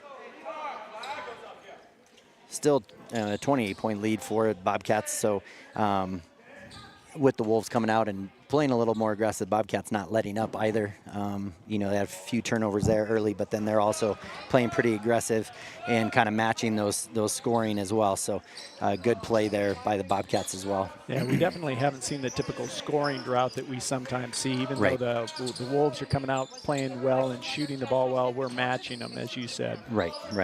Oh, tough pass there. Trying to look for the cutter. It was a little bit too hard. Yeah. Usually the two-hand off the shoulder is a tough pass to make, and I only know that because I tried it many, many times. probably with about the same success. Gerber going to bring the ball up for Cats, going to pass to Potter. Potter going to take it hard. Nice drive. And they're going to call a charge foul on Brody Potter. I didn't get to see that. Was that a true charge? I don't know that I agree with it, but I would say the way it's kind of been getting called, I would say maybe. But I agree with Corpening that there was maybe a little hand on the hip as he was going in. And that's 3 on Potter, so he's going to have to be careful here not to pick up any more now. Goes up. Good challenge there by Monty. Unable to get the ball for Bobcats. Gerber comes down with the board. Gerber looks to throw it up. Gets it to Cody. One bounce. Lets it. Gets his own rebound. And looks like we're going to get a jump call there. So Bobcats are going to get the ball back. Line change here for the Bobcats as 5 new come in with just under 4 minutes. We got Jet, Dell, Will, Andrew, and Ellis coming in for a, like you say, line change, a little bit of fresh legs, which I think will kind of help us. And that was part of the success, I think, that first half is we kind of wore them down. Yeah, and it'll be interesting to see where this group is, a little on the smaller side, you know, compared to what was out there. So see how they compete, but probably a little more on the speed with this group as well. Say, definitely a faster group. Andrew Howell. Oh my goodness, stays. 4 for 4. 4 for 4, 100% for 2023-24 season. That's awesome. All right, good drive here by 15. Good dish to the corner. Andrew almost gets a steal. Shot is up and is good there by 11. So he's keeping his scoring. He really is. He's really, and he looked good in the first half. Just shots weren't falling, but the shots are finally falling for him. I think he's kind of getting into his rhythm. Yeah, and 12 points for him. And then they're going to call a hand check foul there. Against Moorcroft. Will Cole driving in nicely. Comes to a 2-foot jump stop and was going to go up, but they hand checked him on the floor. So it'll be his first foul on 15 and first team foul as well of this half. Andrew going to take it out, feeling it, see if they call his number again. No, it looks like, oh, there he was. And a good pass to Dell Dukes as Dell gets up and Dell scores. was the secondary one. Jet Longwell was wide open. I'm not sure why he didn't get the ball, but Dell gets the ball and finishes nicely. Jet might say something during film of that one, but he probably is all right with the results. Yeah, I was going to say, but he definitely was open. He deserved the ball. Yep, he did. Good defense by Ellis, forced a tough shot. Offensive board there by 10. 10 goes up with the shot, no good. Good job, Jet. And, Jet fights for it. Will comes up with it, passes to Dell. Dell, just not, he was going to look for Andrew. I know I've seen that pass from him a lot. Good defense by Will. Ooh, Andrew almost had his hands on it. So good transition defense here. Good. Andrew knocks it away. The ball away. Will Cole gets it. And he'll go and finish it. Good play by Will Cole and Andrew. Finish. Yeah, Andrew with another couple good passes here in this game. 66-33, 2:25 left here in the third quarter. High-scoring game here for the Bobcats. Good defense, Dell. Dell pokes it away. Well, that's one thing. This line is definitely a fun group to watch offensively. We lose a little bit on the board, but pre-shot they do very well moving and keeping that ball tough to pass. Right. Wolves will take it out, kind of a tight sideline here, so they get Dell pushed back a little bit. Dell with the quick hands. Oh, Andrew, that was close. Yeah, he could have bought one there. Yeah. Dell on defense here at the top of the key against the Wolves. Screen comes, but he goes the opposite direction, reaching in. Going to reach in. Number 11, Dell, probably earned that one there, too. That's right. And I haven't said this. Oh, then they call that on Will Cole. Really? Yeah. Which, nope, I'm not going to say it. Never mind. We'll just leave it out there so don't jinx anybody. But we're sitting 2:06. Bobcats leading 66-33 over the top of Moorcroft Wolves. Shot from the corner is up and is good. 15, that nice pass into the corner shot. Nothing but net. Yeah, Wolves scoring pretty good here. Number 10 from the Wolves, a little bit aggressive, bumps into Ellis as he gets the pass in. And that'll be his first foul, team's third.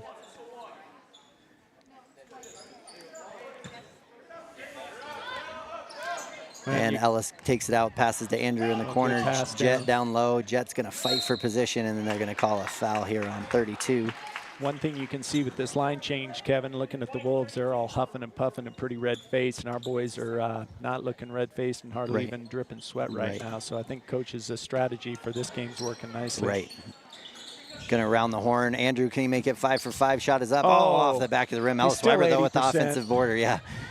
Offensive board, tough good job, play there. Dell. Oh, Dell gets an offensive board. Oh, misses with the left hand. Gets another one in and one. Dell's just padding his stats. I know, I was he just picks up the loose ball, yeah. shoots, misses, rebounds twice, and then says, okay, it's enough. I'll go ahead and finish. Jeez, the Dukes boys padding their stats, I tell you what.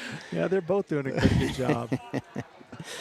Good play there by Dell Dukes as he kind of had to pick up a play that was, or the ball is rolling around on the floor, kind of took advantage of the opportunity. Shot is up and is good for Dell as well. The Bobcats now are going to be at the 2-shot per foul. That is, the Moorcroft has 5 fouls with a minute 30 left. Right, 69-36. Bobcats up here. Will Cole picking them up 3/4 court, playing good, tough defense. Good help there by Jet as well.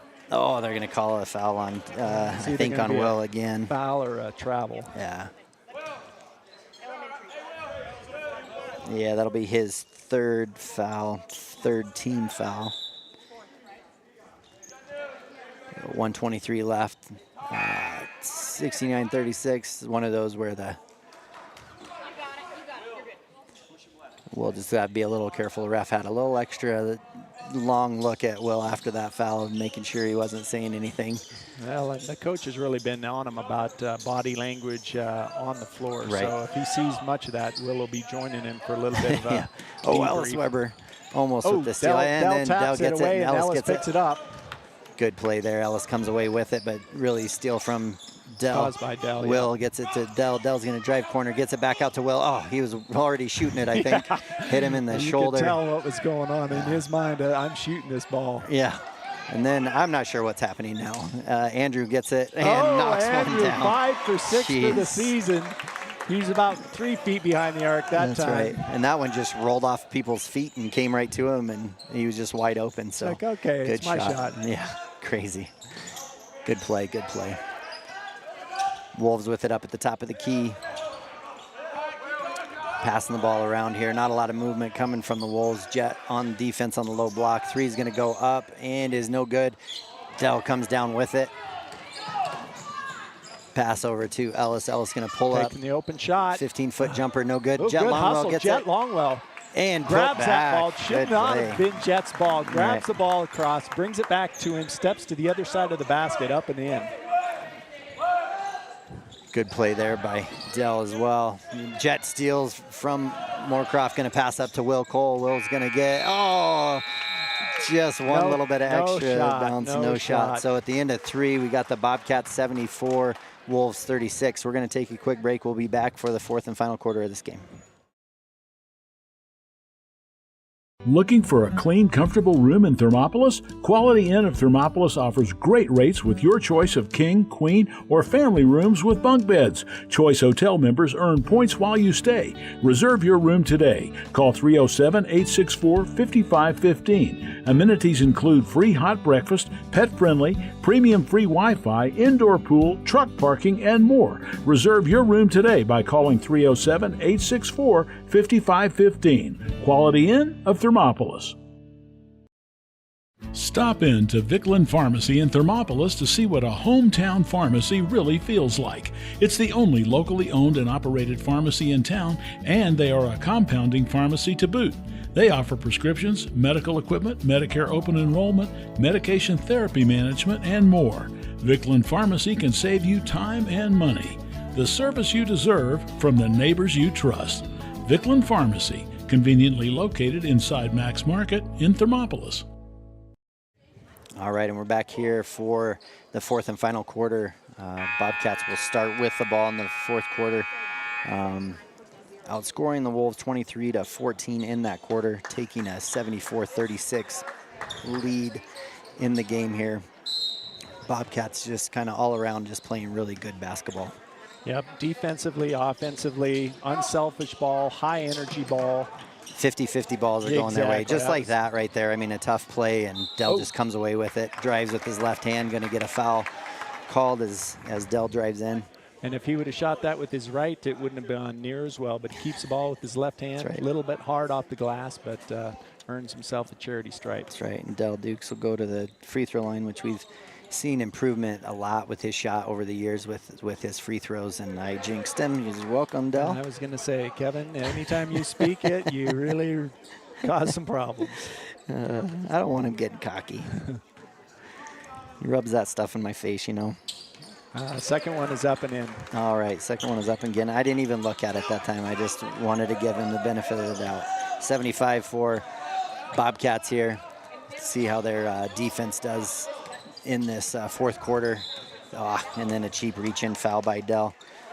Now, the thing, though, on the defense that I really like, Kevin, it's fourth quarter, and they're still talking. I mean, there's more noise on our defensive end than I've seen in a long time. People talking about calling the screens, calling the shot, you know, help, switch. Right. I mean, the communication is just much better than we've seen. Absolutely. And this is the part I didn't want to jinx, but I don't know if I've called a game where we're in the fourth quarter and that was Dell's first foul. So he did it all on his own. I had nothing to do with that one, and it was a cheap one too. That was, I would agree. He barely just didn't even hand check the guy, but I think they're just wanting to keep him off a little bit. Wolves step over or out of bounds, so the ball goes to the Bobcats. Andrew feeling it, pulls up, shoots it. Oh, he didn't even buy glass on the board on that one. If Dell would have got it, I definitely would have called it a pass. The shot is up. Oh, goodness. 11 Number up high 11. around the rim. 10 shoots it, no good. Hustle on the ground, and Ellis Weber is going to be on the ground. He's going to get a timeout. Timeout here by the Bobcats.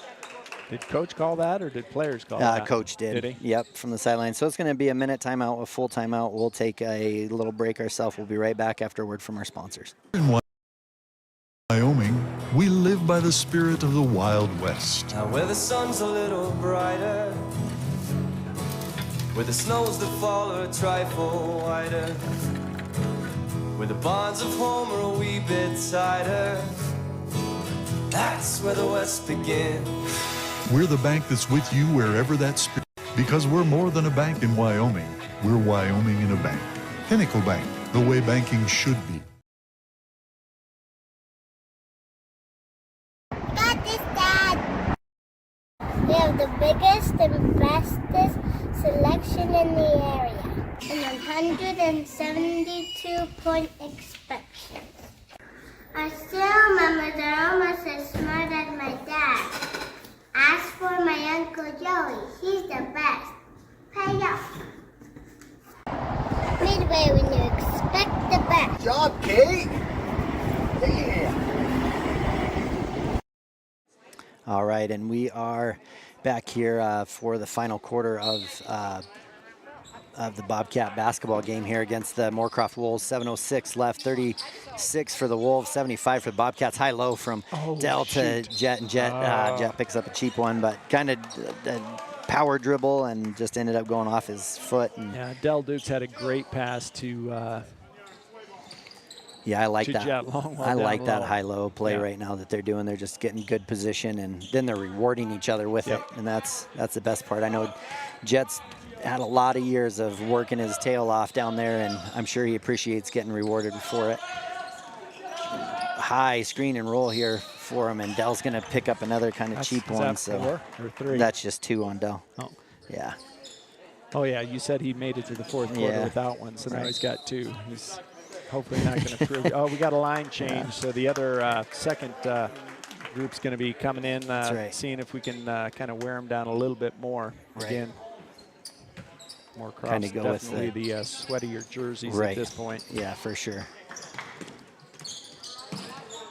This is kind of the longer group out of the 2 as far as height-wise and everything. Shot is up, short, good box out by both Monty and Gerber. Pass. And a good finish there by Potter. Brody wanted to put it down, but number 13 did a great job stepping in front of him. But Brody just sidestepped and laid it over the rim. And I will say Potter did a good job of avoiding the contact on that too, because he could have laid him out. He could have went through him if he wanted to, and it wouldn't have been pretty for any of them. So Good defense here by the Bobcats. Again, shot is up, no good. Good box out there by Potter. Gerber gets the rebound, passes it hasty to Monty. Monty, no look pass, gonna go off the hands. Oh, not off of Bomagen. I think they it touched all 5 guys for the Bobcats, so that was good. But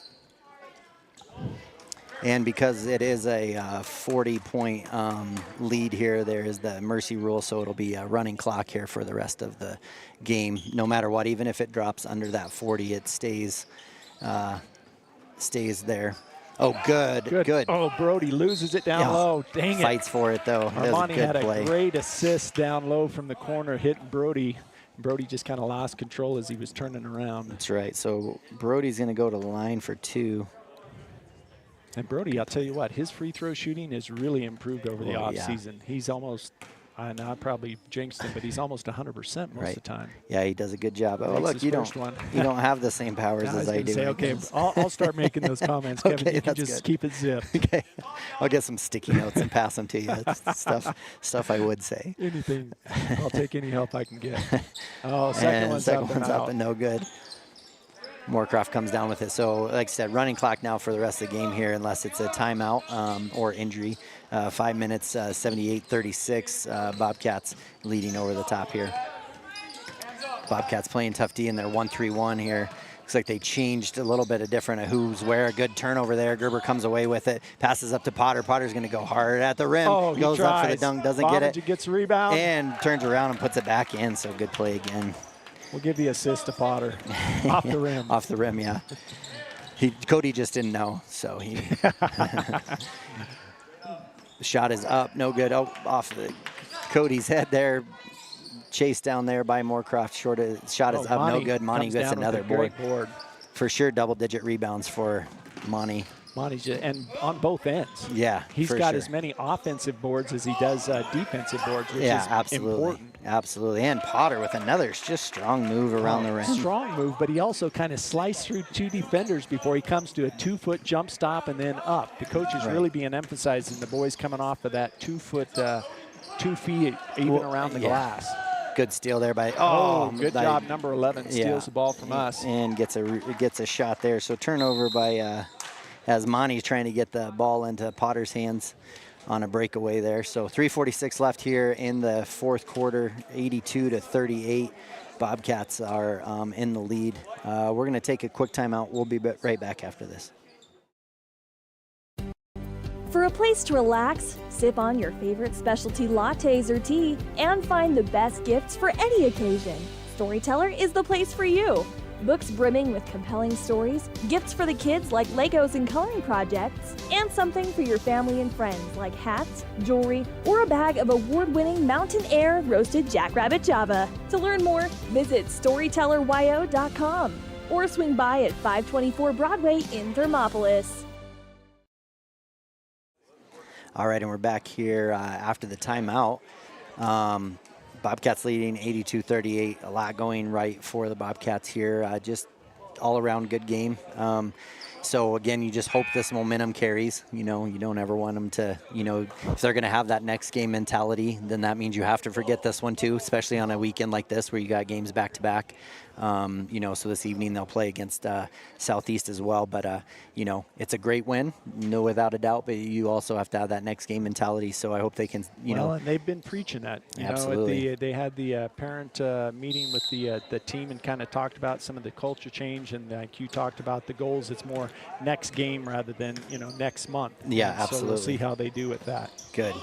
Good pass off to Gerber. And he knocks nice one down. Job. So from the left side, Canyon Gerber, nothing but net. And good play, good pass there by Cody too, coming off that. Looked like it was kind of written up that way out of the timeout, so good play call. And another thing I think we've seen with this group is you can kind of run plays on the fly and you can say, hey, this is what I want to do. And all of these guys have a strong, basketball IQ, and they can run those things. So good to see those. Well, and everybody, like you say, they just know where the guys are going and who should be getting the ball. Right. Monty gets the ball fed down. He's going to get a travel. Yeah, just a little hop there. Yeah, if he would have shot the ball, he would have been fine, right. But he didn't shoot the ball. So, and I think that's what his intention, but he saw Zach in the quarter wide open. He's like, oh, I got to give it to him. Yeah, and I like that unselfish idea. That's good. We've seen it pretty much by everybody. I haven't seen much selfish play by anybody today, Kevin. No. Tough shot there by 13. Good rebound by Potter. Potter going to get it into Zach Casey's hands, or Monty's.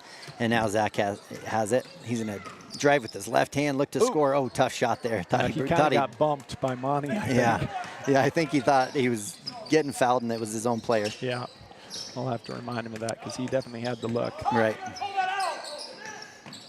Oh, my goodness. Slam. Yeah. Brody Potter jumps up and slams the ball about a foot away from the shooter's hand, directly straight down. That would have been a kill shot in volleyball, Kevin.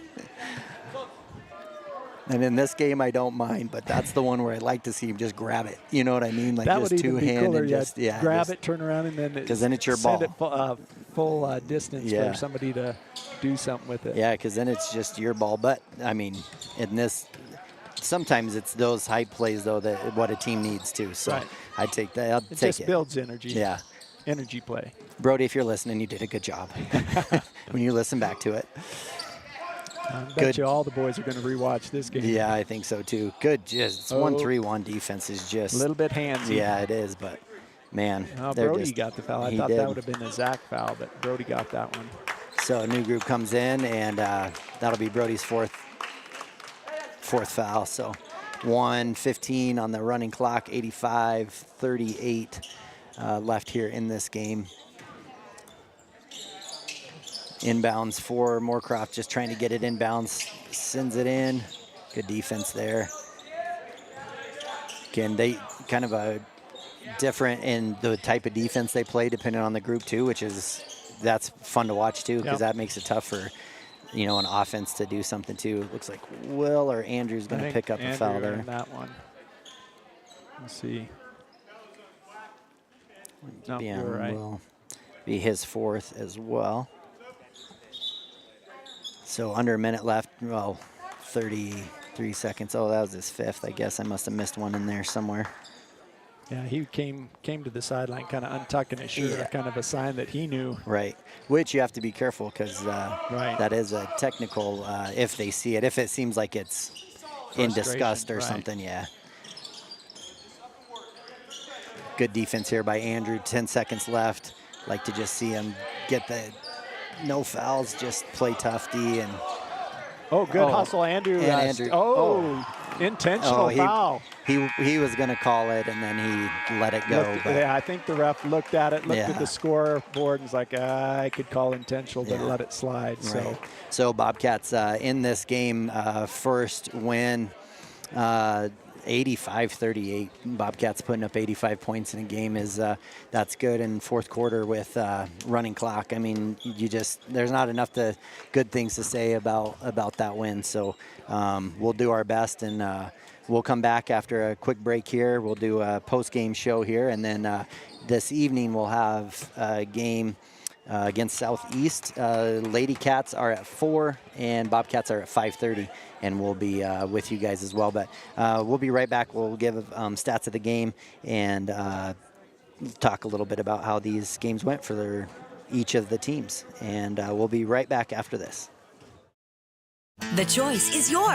Sutherland's Friends of the Family Plus Consumer Credit Card lets you choose from 5% off instantly at the register or special financing on qualifying purchases. That means no forms, no waiting, no rebates. You can choose 5% off instantly with your Sutherland's credit card. Got a big project? Choose special financing. The choice is yours with Sutherland's Friends of the Family Plus Consumer Credit Card. Subject to credit approval. Minimum monthly payment required. See store for details. Only at Sutherland's. You work hard for those you love, putting in long hours because your family's hopes and dreams are worth saving for. That's why Bighorn Federal offers multiple ways to save. Our products can help you start saving for more immediate needs and future goals today. Talk to your local branch about an interest-bearing checking or savings account, education IRA, Roth IRA, CD, or health savings account from Bighorn Federal. Member FDIC, Equal Housing Lender. A proud sponsor of this broadcast is Bailey Enterprises. For over 50 years, Bailey has become the name you can trust. With Pit Stop Travel Centers, you can fuel up and stock up on trip snacks at locations all over Fremont County. You can also put your trust in Bailey Tire and Auto for service to keep handy for those times when your luck runs out on the road. Refresh at the Speedway Cafe with a dine-in meal or a round of carry-out with a variety of specials to keep you going. Go with Bailey.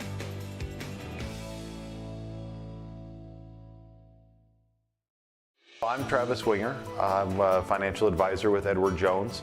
And we do, I pride myself on helping people with financial planning, achieving whatever goals are most important to them. The most valuable thing you have when it comes to planning for your future is time. The sooner you start and the more detailed your plan is, the better chance of success you have. First-timers are my favorite people to work with because they're hungry to learn, and coming to see me doesn't cost anything. I don't charge for appointments, I don't charge for anything. Come in, talk to me, and all you'll leave with is a little bit more knowledge than you came in with. Edward Jones financial advisor Travis Winger, 435 Arapahoe Street, Thermopolis. All right, and we're back here for the post-game show, the Click It or Ticket post-game show on 1017 KDNO, and also those of you listening on YO Today and the YouTube channel here. Appreciate you guys getting there. If you are watching and you're not, go ahead and subscribe to this channel, and then also hit that bell for notifications. And then that way, we usually try to at least give a couple-minute notification that we're getting ready to go on air, and it'll notify you on your phone or your computer or whatever your device, and then you can pull it up. So if you're not ever quite sure when we might start a game, that should give you at least a couple-minute notification. Most of the season, you'll, girls game will precede the boys game. I know next week we'll be we'll play against Glen Rock and Buffalo at home, and then so we'll have those games as well. So that's what we're kind of looking at here. But real quick, Travis, I'm gonna go through the stats of the game. The Bobcats just really just kind of all over the place. I mean, suited 10 guys, 9 guys scored, 4 in double digits. Just scoring was spread around. Defense was great from top to bottom. Really never kind of had a little bit of a trip up, I would say, at the start of the third quarter as far as like not matching the energy that Moorcroft came out, and kudos to them for coming out and not just conceding. They came out and played with a lot of energy at the beginning, and so yeah, it was fun to watch. And so with that being said, our quality in stats of the game we will put to rest here, and Jet Longwell with 6 points, Canyon Gerber with a 3, Cody Bomagen leading the Bobcats in scoring with 22, scoring 16 of those in the first half.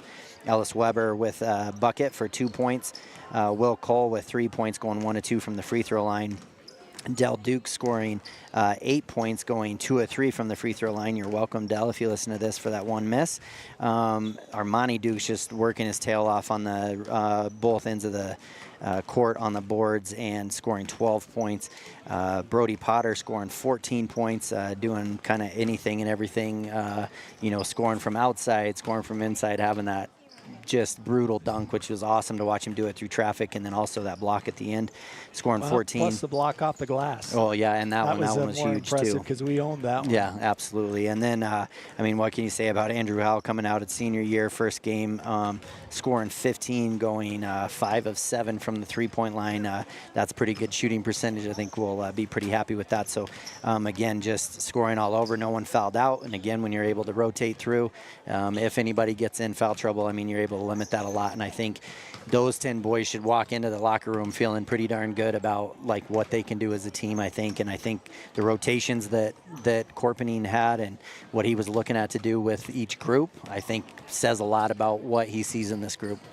Well, I totally agree, Kevin. I think a lot of the things that he talked about before the game kind of came true. The defensive energy, the increased intensity or effort or focus on the rebounding both ends of the floor.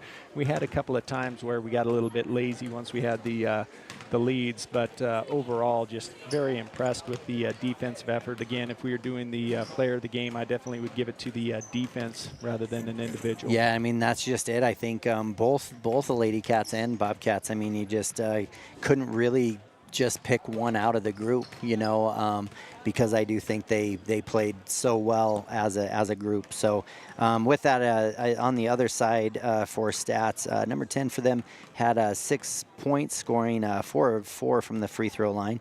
Number 11 led the scoring for them, scoring 14, and again doing a lot of his damage from the free throw line as well, as he went 5 of 8 from the free throw line. And then double digits also for number 13, he had 11. Number 15 had 5, and then rounding out the scoring was 32, had a quick bucket early in the second half for a total of 38 points for them. Bobcats scoring 85, and again got to that point where it was a running clock at the fourth quarter when it reached that 40 points. So it's kind of interesting, Travis, with the new free throws and foul, rule. So it's kind of fun to see that and see how it's going to play out. And again, it's amazing how it does kind of feel like it'll change how it gets coached, because it could really put somebody in a bind if it's early in a quarter or anything like that. Well, and you're just going to start attacking the basket a lot more. If you got the other team in 5 fouls with 4 minutes left, guess what? Yeah. Take the ball to the rack every Absolutely. single time, because if they foul you, you get 2 shots.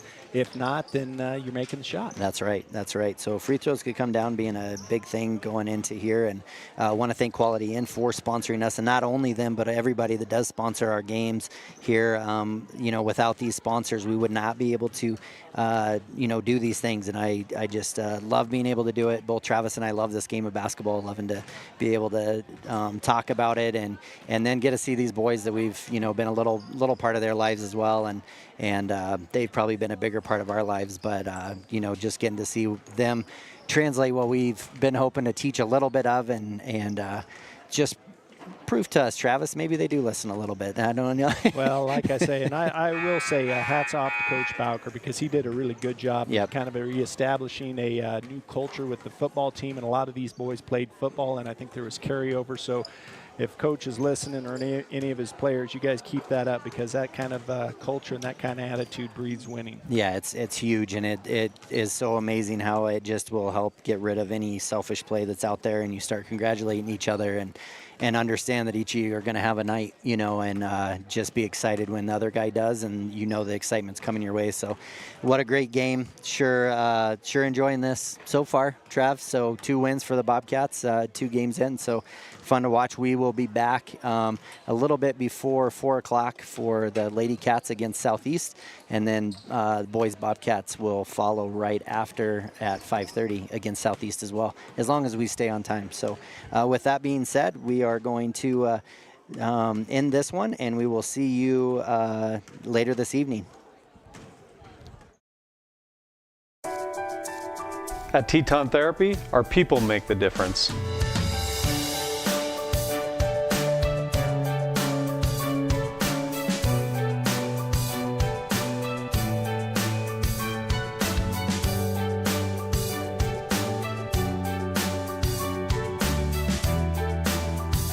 You can live pain-free.